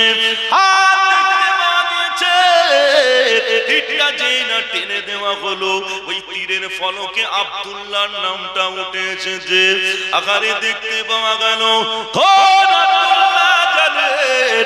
আবার নবী পাকের আব্বা আব্দুল্লাহর নাম উঠে এসেছে। সকালবেলা হয়ে গেল, খানায় কাবার মাতওয়াল্লি আব্দুল মুত্তালিব বেটা আব্দুল্লাহর হাতটাকে ধরে একটা চাকু হাতে করে নিয়ে কাবা শরীফের সামনের দিকে আগিয়ে যাচ্ছে। মক্কার মানুষেরা ছুটে ছুটে আসতে লাগলেন। আব্দুল মুত্তালিব কোথায় যাও? বললেন আব্দুল্লাহকে জব করব। মক্কার মানুষেরা ওই সময় দাঁড়িয়ে যেতে বললেন, আব্দুল মুত্তালিব একটু দাঁড়িয়ে যাও, তাকে জবাই করবেন, আব্দুল্লাহকে জবাই করব। আব্দুল্লাহকে আমরা জব করতে দেব না, আব্দুল্লাহকে কুরবানি করতে দেব না। আব্দুল্লাহর মতো প্রিয়, আব্দুল্লাহর মতো ভালো ছেলে, আব্দুল্লাহর মতো নম্র ভদ্র, আব্দুল্লাহর মতো ছেলে পাওয়া যায় না। ওই আব্দুল্লাহর গলাতে চাকু চালাতে দেব না। জীবন দিয়ে দিতে রাজি, তবে আব্দুল্লাহর গলাতে চাকু চালাতে দেব না। জোরে বললেন না সুবহানাল্লাহ? বলছে আমরা জীবন দিয়ে দিতে রাজি, তবে আব্দুল্লাহর গলাতে চাকু চালাতে দেব না। কেন? আব্দুল্লাহর মতো নম্র ভদ্র ভালো স্বভাবের ছেলে না। যে আব্দুল্লাহর মতো ভালো ছেলে হয় না, আব্দুল্লাহর গলাতে আমরা চাকু চালাতে দেব। কথা বুঝতে পেরেছেন? আব্দুল মুত্তালিব বললেন আমি তো নিয়ত করেছি, তাহলে কি হবে? তা বললেন ঠিক আছে, খয়বারে একজন আছেন, ওখানে যাওয়া। কোথায়? খয়বার। আমি কি শেষ করে দেবো নাকি না একটু বলবো? বা সুবিধা হচ্ছে না তো? একটু কোথায় যাবে বলছে? খয়বার। এখন খয়বারে কি বলছি? আচ্ছা, খয়বারে একটু দরুদ শরীফ পড়েন তো। আল্লাহুম্মা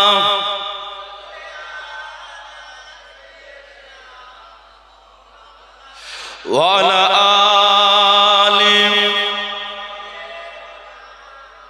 ইয়া নবী মুহাম্মদ সাল্লাল্লাহু আলাইহি ওয়াসাল্লাম, ইয়া রাসূল মুহাম্মদ, তুমি মোর শাফায়াত, তুমি মোর শাফায়াত, তুমি মোর শাফায়াত, তুমি মোর শাফায়াত।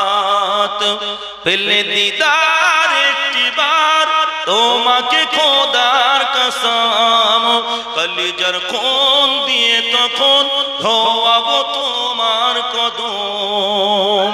বলুন সুবহানাল্লাহ। পেলে দিদার একটিবার তোমাকে খোদার কসম, কলিজার কোন দিয়ে তখন ধোয়াবো তোমার কদম। ইয়া নবী মুহাম্মদ, ইয়া রাসূল মুহাম্মদ, তুমি মোর শাফায়াত, তুমি মোর শাফায়াত, তুমি মোর শাফায়াত, তুমি মোর শাফায়াত। নারে তাকবীর। যে কথা বলছিলাম, এখন বললেন খয়বারে যাওয়া হবে। খয়বারে একজন আছে ভবিষ্যৎ বক্তা নারী, যার উপরে জিন ভর করেন, ওনার কাছে গেলে এর একটা সমাধান হবে। এখন সবাই মিলে খয়বারে গিয়েছেন। প্রথম দিন গিয়ে খয়বারে ওই মহিলাটির সঙ্গে দেখা হয়নি, সব ফিরে চলে এসেছে। দ্বিতীয় দিন গেলেন, যাওয়ার পরে সব কথা বললেন। বললেন একদিকে আব্দুল্লাহর নাম লিখবে, আর একদিকে 10টা উটের নাম লিখবে, লিখে লটারি করবে। যতবার আব্দুল্লাহর নাম উঠবে ততবার 10টা করে উটের নাম বাড়িয়ে দেবে। প্রথমে আব্দুল্লাহর নাম লিখলেন, 10টা উটের নাম, লটারি করলেন, আবার আব্দুল্লাহর নাম এসছে, আবার 10টা উট দিয়েছে। কত বুঝতে পেরেছেন? এইভাবে করতে করতে 100 উটের নাম, অর্থাৎ কবা 10 বার আব্দুল্লাহর নাম উঠেছে। 100 উটের বিনিময় আল্লাহ পাক আব্দুল্লাহর জীবনটাকে ফিরিয়ে দিয়েছিলেন। এই আব্দুল্লাহকে আল্লাহ রাসূলের আব্বা জান, আব্দুল্লাহর কপালে নূরে মুহাম্মাদি। মক্কার মেয়েরা দেখে আব্দুল্লাহর জন্য পাগল হয়ে যায়। মক্কার মেয়েরা সবাই বলতে লাগে, আব্দুল্লাহ তুমি কি আমার সঙ্গে বিবাহেতে বসবে নাকি? আব্দুল্লাহ বললেন, আমি এই বিষয়ে কিছু বলতে পারবো না। এখন আমার আব্বা আব্দুল মুত্তালিব হায়াতে আছে, আমার মা আছে, আমার আব্বা মা যেটাই করবে আমি আব্দুল্লাহ সেটাই মেনে নেব। সোনার চাঁদেরা, সোনা মানিকেরা, বাবু এদিকে আব্দুল্লাহর জন্য আব্দুল মুত্তালিব একটা মেয়ে খুঁজছে, ভালো মেয়ে। কথা বুঝতে পেরেছেন? আমি এখানটাই রেখে এবারে আপনার ইয়াসরিবে যাচ্ছি, মদিনাতে। এখন এই মদিনায় একজন ছিলেন যার নাম হলো আব্দুল ওয়াহাব যোহরি। কি নাম বললাম? আব্দুল ওয়াহাব যোহরি। এখন এই আব্দুল ওয়াহাব যোহরি আগে মক্কারই মানুষ ছিলেন, কোন একটা কারণবশত উনি মদিনায় চলে গিয়েছে। এখন এই আব্দুল ওয়াহাব যোহরির কোনো কিছুর অভাব, আল্লাহ অনেক টাকা পয়সা ধন সম্পদ সব দিয়েছে, কিন্তু অভাব হলো একটাই, সেটা কি? কোন সন্তান, কোন সন্তান। আব্দুল ওয়াহাব যোহরি কোন সন্তান নাই। আল্লাহ পাক আব্দুল ওয়াহাব যোহরির সব দিয়েছেন, কিন্তু কোন সন্তান আব্দুল ওয়াহাব যোহরির নাই। আব্দুল ওয়াহাব যোহরি আর ওনার বিবি ছিলেন বারিয়া। এই আব্দুল ওয়াহাব যোহরি বিবি বারিয়া স্বামী স্ত্রী দুইজনে মিলে আল্লাহ পাকের কাছে দোয়া করলেন, আল্লাহ পাক যদি আপনি আমাদের একটা সন্তান দেন, একটু মক্কায় গিয়ে হজ করে আসবো। আব্দুল ওয়াহাব সোহরি আর বিবি বারিয়া আল্লাহর কাছে দোয়া করলেন, আর আল্লাহ পাক বিবি বারিয়া দোয়া আর স্বামী আব্দুল ওয়াহাব সোহরি দোয়া আল্লাহ কবুল করে নিয়ে বারিয়ার গর্ভে একটা সন্তান দিয়ে দিলেন। জোরে বলুন সুবহান। এখন সন্তানটা হয়েছে, সন্তানটা হওয়ার পরে দেখতে পাওয়া গেল এটা পুত্র সন্তান নয়, কন্যা সন্তান। কন্যা সন্তান হয়েছে। যুবকেরা, মুরব্বিয়ানেরা, কন্যা সন্তানটা হওয়ার পরে কি নাম রাখবেন? আরে বিবি বারিয়া স্বামী আব্দুল ওয়াহাব সোহরিকে ডেকে বললেন, দেখেন আবার এই কলিজার টুকরি কন্যা সন্তানটার নাম আমিনা রাখেন। কেন আমি যখন নিরালায় নির্জনে চলে যাই, ফাঁকা জায়গাতে যখন আমি দাঁড়িয়ে যাই, একটা আওয়াজ আমার কাছে যেন ভেসে আসে, এই আমিনার জননী মা আপনি ধন্য, আয় আমিনার মা আপনি ধন্য। এই আমিনা নামটা ভেসে আসে। ও আমার স্বামী আব্দুল ওয়াহাব সোহরি, আপনি আমার এই কলিজার টুকরি কন্যার নামটা আমিনা দিয়ে দেন।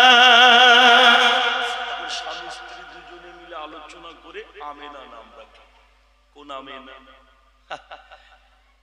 আল্লাহ রাসূলের আম্মা আমিনা, আমার নবীর আম্মা আমিনা, আমার কিছু কিছু আমিনাও আছে, আমি ওসব আর বলতে যাচ্ছি। ঠিক বলছি না ভুল বলছি? আমার নবীর মায়ের কথা বলছি, বিশ্ব নবীর আম্মা আমিনা। কেমন দেখেন, খেয়াল করেন যে কিতাবটা খুলে দেখুন, সিরাতুন নবী, মুসান্নিফের নাম হলো শিবলি নুমানী রাহমাতুল্লাহ আলাইহি। কথা বুঝতে পেরেছে? কিতাবটা খুলে দেখেন, সিরাতুন নবী কিতাবের ভিতরে এসেছে আমিনার বয়স যখন 7 থেকে 8 বছর, রাস্তা দিয়ে হেঁটে হেঁটে আসছে, রাস্তা দিয়ে হেঁটে হেঁটে আসছে। এখন আস্তে আস্তে দেখতে পাওয়া গেল আমিনা একটা সোনার টাকা কুড়িয়ে পেয়েছে। বান্ধবীর সঙ্গে আমিনা রয়েছেন, বান্ধবীর বাড়িতে যাচ্ছেন। আমিনা টাকাটা নিয়ে যেন বড় পেরেশানিতে পড়ে আছে, যে টাকার মালিকটাকে টাকা ফেরত দিতে হবে, এই টাকার মালিক যিনি তাকে ফেরত দিতে হবে। এখন বান্ধবী ছোট বাচ্চা আমিনাকে বলছেন, দেখ এ নিয়ে ভাবনা চিন্তা করার কোনো দরকার নেই, এই টাকাটা নিয়ে বাজার থেকে কিছু খেলনা কিছু খাবার কিনে খেয়ে নি। আমিনা বললেন, না, যার মাল তাকে ফিরিয়ে দিতে হবে। এখন আমিনা এই টাকাটা ফিরিয়ে দেওয়ার জন্য মদিনার রাস্তার উপরে দাঁড়িয়ে আছে। একটা বৃদ্ধা লোক চলে আসলেন,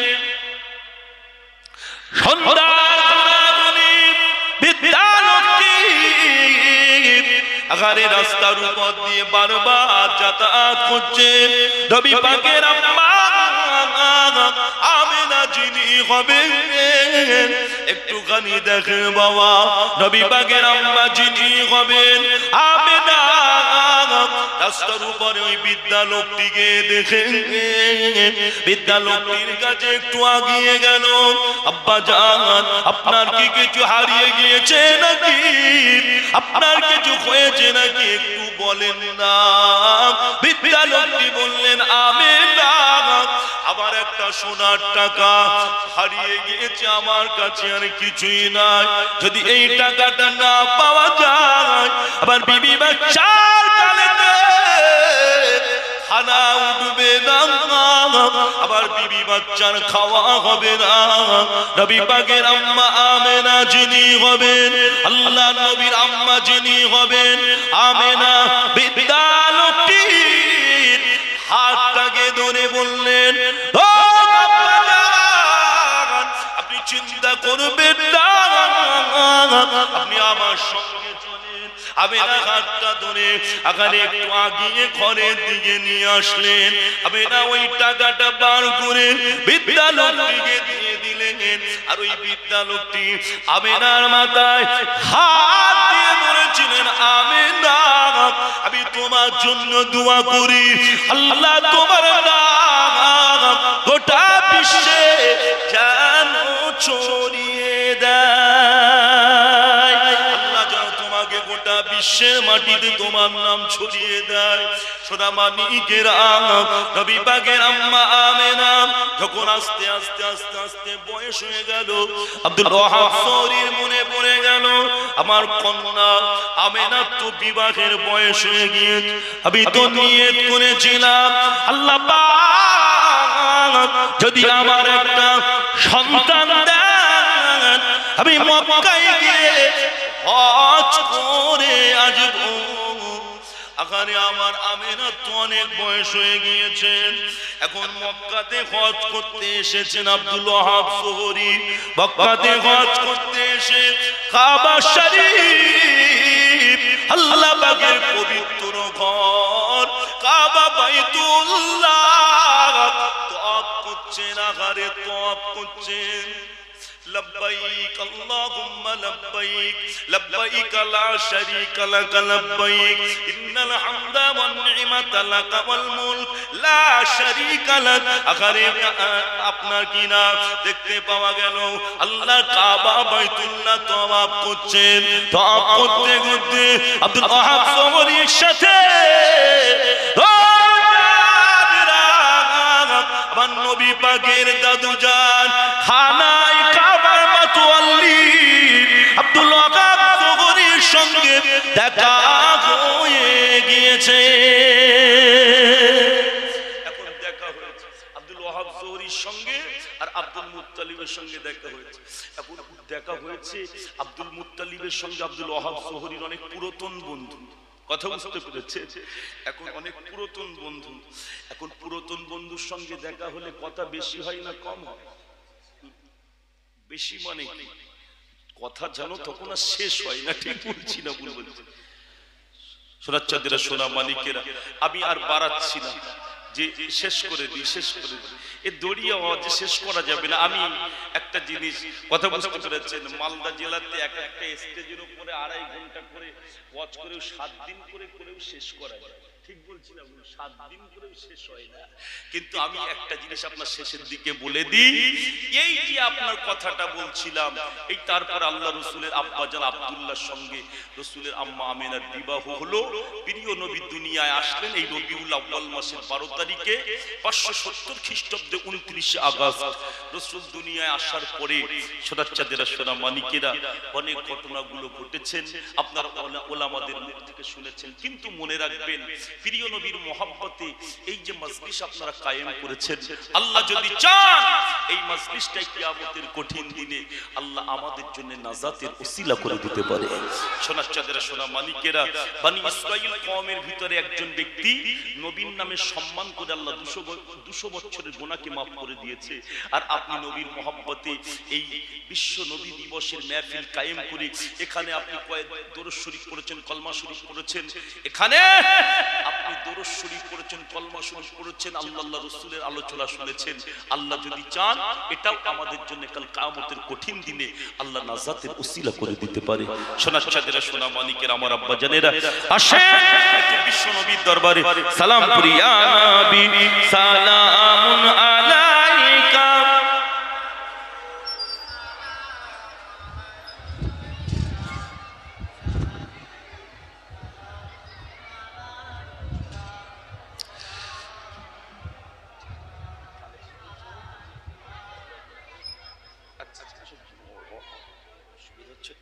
طلع البدر علينا من ثنيات الوداع وجب شكر علينا ما دعا لله داعي. يا نبي سلام عليك، يا رسول سلام عليك، يا حبيبي سلام عليك، সালাওয়াতুল্লাহ আলাইকা ইয়া নবী সালামুন আলাইকা ইয়া রাসূল সালামুন আলাইকা ইয়া হাবিবি সালামুন আলাইকা সালাওয়াতুল্লাহ আলাইকা আপে সুলতানে মদিনা महबते वहयो सकीना नूर से मामूर सीना बिश्कों से बेहतर पसीना या नबी सलामुन अलैका या रसूल सलामुन अलैका या हबीबी सलामुन अलैका सलावतुल्लाह अलैका तुम्हारी वसीला दिया कंदिले नादाम हवा হইলো মাবুদের দয়া কবুল করিলেন দুআ ইয়া নবী সালামুন আলাইকা ইয়া রাসূল সালামুন আলাইকা ইয়া হাবিবি সালামুন আলাইকা সালাওয়াতুল্লাহ আলাইকা ইয়া নবী সালামুন আলাইকা ইয়া রাসূল সালামুন আলাইকা ইয়া হাবিবি সালামুন আলাইকা সালাওয়াতুল্লাহ আলাইকা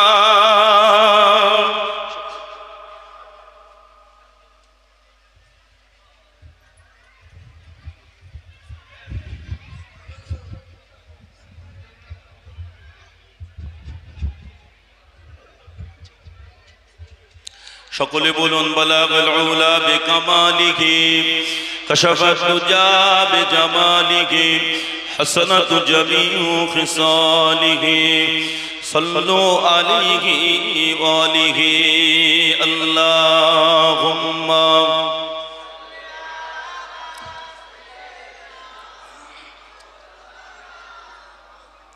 ওয়া আলা আলিহি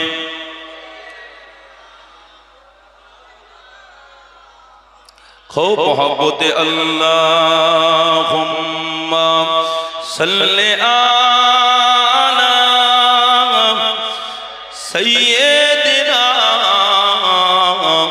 मौलाना मुहम्मद व आले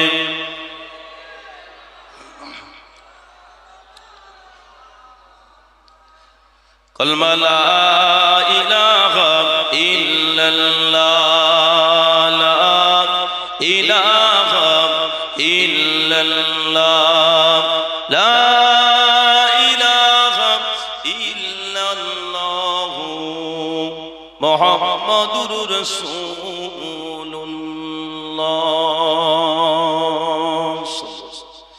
বাবু আমি গুনাহগার, আপনাদের কাছে আলোচনা করেছি, আপনারা শুনেছেন। আমার ভাষাগত দিক দিয়ে যদি কারো অন্তরে ব্যথা লাগে আপনারা ক্ষমা করবেন। বাবু নামাজ পড়বেন, রোজা করবেন, বড়দের সম্মান করবেন, ছোটদের স্নেহ করবেন, আব্বা আম্মা যাদের হায়াতে আছে তাদেরকে ভালোবাসবেন, যাদের চলে গিয়েছে তাদের কবরের ধারে দাঁড়িয়ে দোয়া চাইবেন। আর যত দ্রুত গতিতে সম্ভব ভালো কাজ করতে থাকেন, যত দ্রুত গতিতে সম্ভব। আজকের হলে আর কালকে করবেন না, আজকে নামাজ পড়ছি না কাল পড়বো এই চিন্তা ভাবনা করবেন না।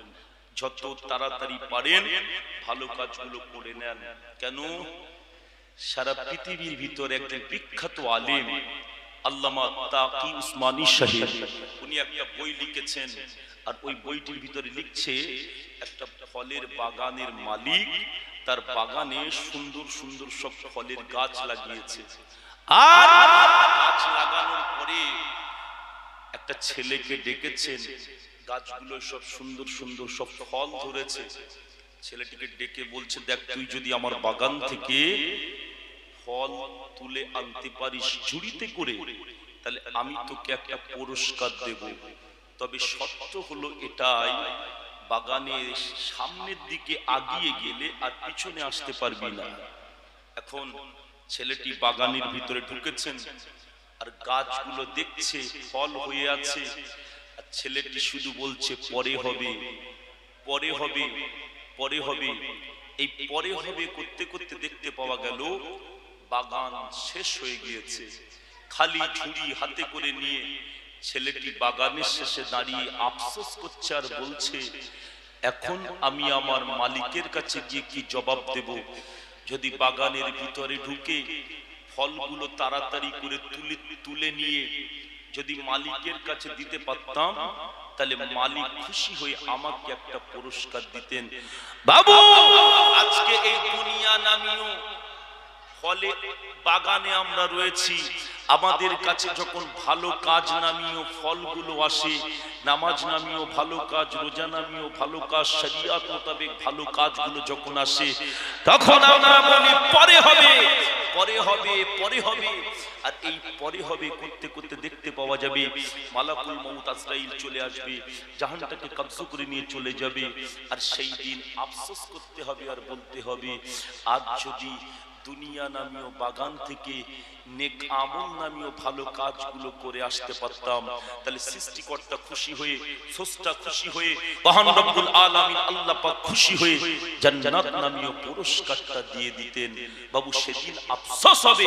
ওই জন্য দুনিয়াতে থাকতে থাকতে যত দ্রুত গতিতে সম্ভব তাড়াতাড়ি করে ভালো কাজগুলো করে নেন। কে আমরা কতদিন এই দুনিয়া আছি বলতে পারি না। আজকে আপনারা একটা ভালো কাজ করেছেন, দুয়ার মজলিস কায়েম করেছেন, কথা বুঝতে পেরেছেন, বিশ্ব নবী দিবসের মাহফিল আপনারা দিয়েছেন। যে সবাই মিলেমিশে যেমন করেছেন, সামনে বছরে আবার সুন্দর করে এরকম একটা দুয়ার মজলিস কায়েম করবেন। আল্লাহ আপনাদের মনের নেক আশা উদ্দেশ্যগুলোকে আল্লাহ কবুল করে নেন, বলুন আল্লাহুম্মা আমিন। এখন বিসমিল্লাহর সঙ্গে সূরা ফাতিহা শরীফ 3 বার পড়েন, 5 বার সূরা ইখলাস, 11 বার দরুদ শরীফ পড়েন। জি তাবারুক দিয়ে দিন, জি তাবারুকটা দিয়ে শুরু করে দেন, তাবারুকটা শুরু করে দেন।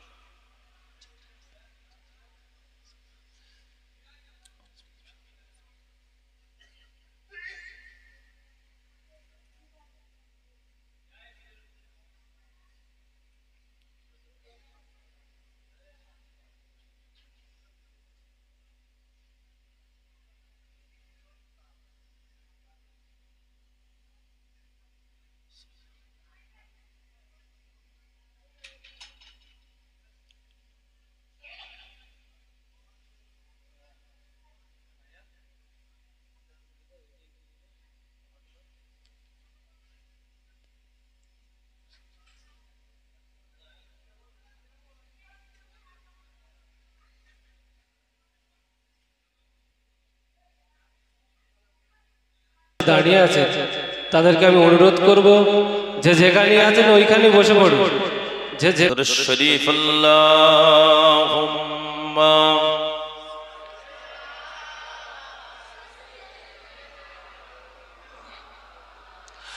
ওয়া আলা আলি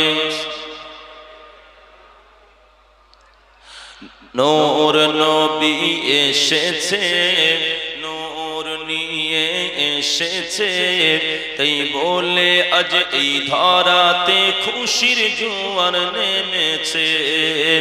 আসসালাতু আসসালামু আলাইকা ইয়া রাসূলুল্লাহ, আসসালাতু আসসালামু আলাইকা ইয়া হাবিবাল্লাহ, আসসালাতু আসসালামু আলাইকা ইয়া রাসূলুল্লাহ, আসসালাতু আসসালামু আলাইকা ইয়া হাবিবাল্লাহ। যার কারণ সৃজন হল চন্দ্র সূর্য তারকা, যার কারণে লৌহ কলম এমন যে তার মর্যাদা, যার কারণে সৃজন হল চন্দ্র সূর্য তারকা, যার কারণে লৌহ কলম এমন যে তার মর্যাদা।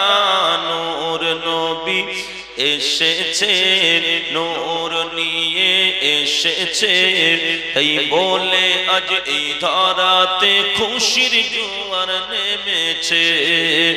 अस्सलातु अस्सलामु अलैका या रसूलल्लाह अस्सलातु अस्सलामु अलैका या हबीबल्लाह दो जहान बादशाह नबी रहमतुल लिल आलामीन सृष्टि कुलेर प्राण হলেন শাফিআল মুজনাবিন দো জাহান বাদশাহ নবী रहमतुल लिल आलामीन सृष्टि कुलेर प्राण হলেন শাফিউল মুজনাবিন নূর নবী এসেছে নূর নিয়ে এসেছে তাই বলে আজ এই ধরাতে খুশির জোয়ার নেমেছে আসসালাতু আসসালামু আলাইকা ইয়া রাসূলুল্লাহ আসসালাতু আসসালামু আলাইকা ইয়া হাবিবাল্লাহ আসসালাতু আসসালামু আলাইকা ইয়া রাসূলুল্লাহ আসসালাতু আসসালামু আলাইকা ইয়া হাবিবাল্লাহ আল্লাহুম্মা সাল্লি আলা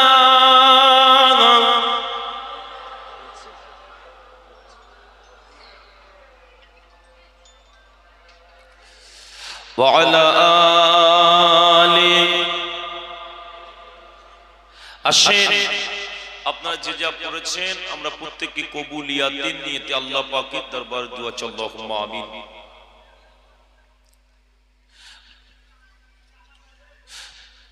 ربنا ظلمنا أنفسنا وإن لم تغفر لنا وترحمنا لنكونن من الخاسرين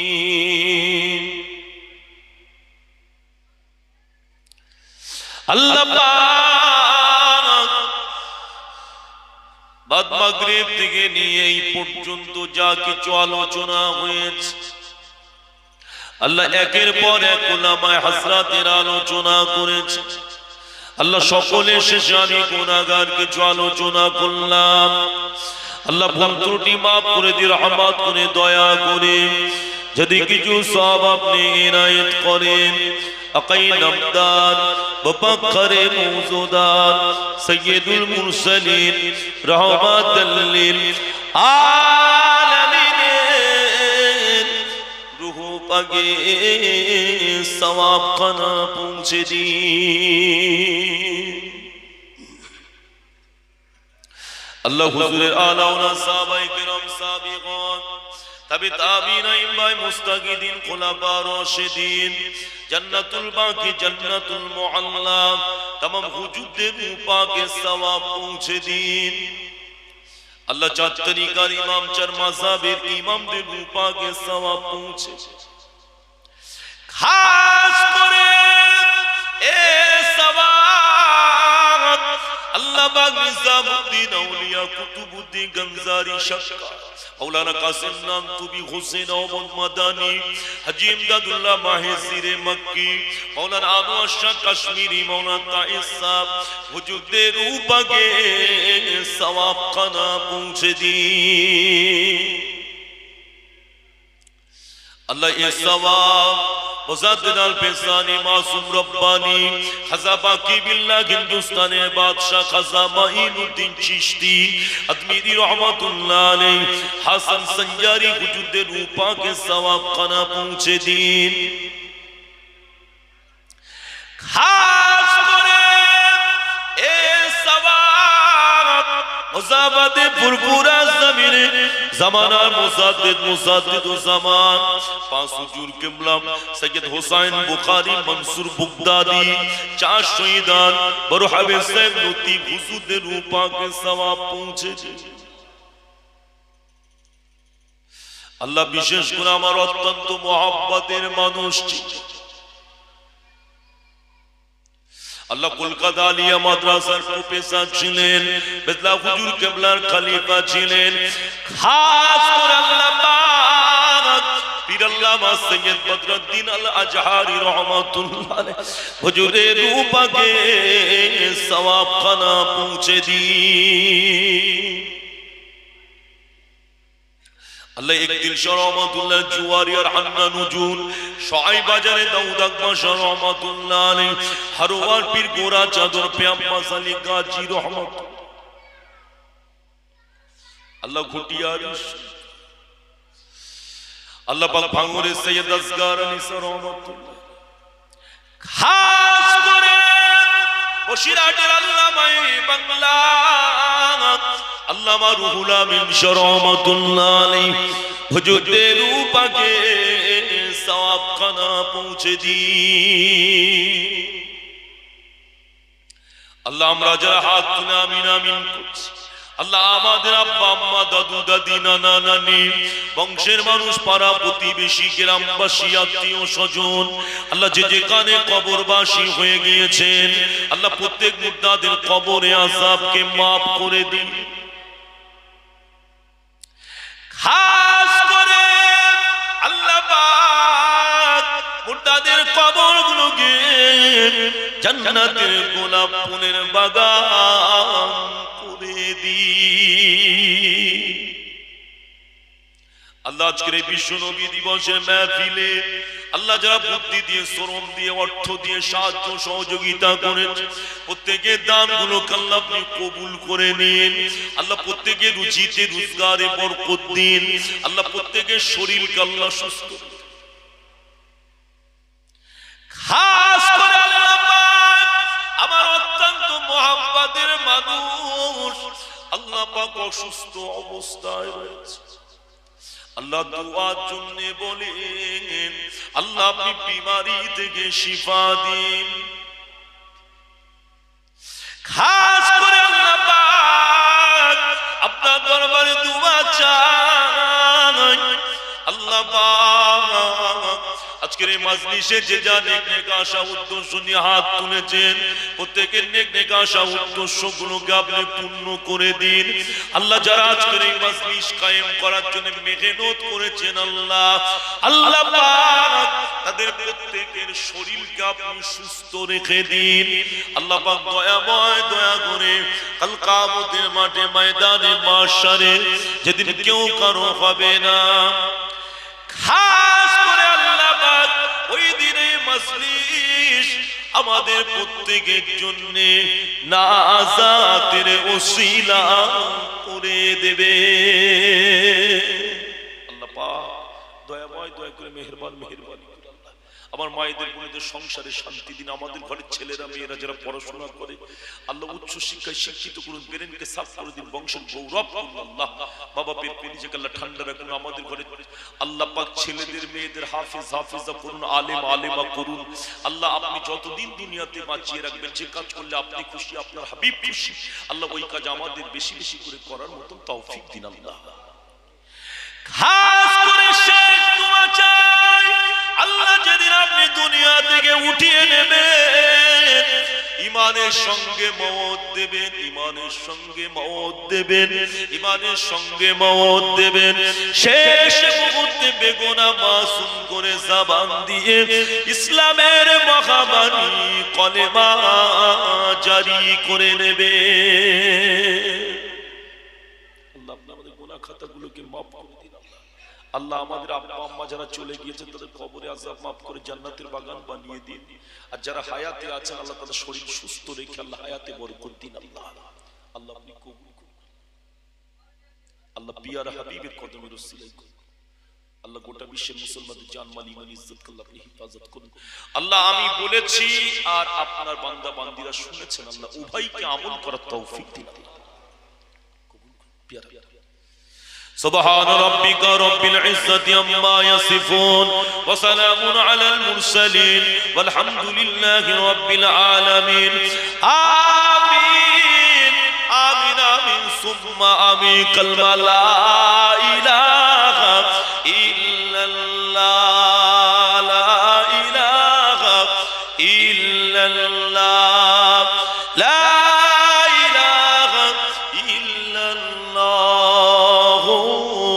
محمد رسول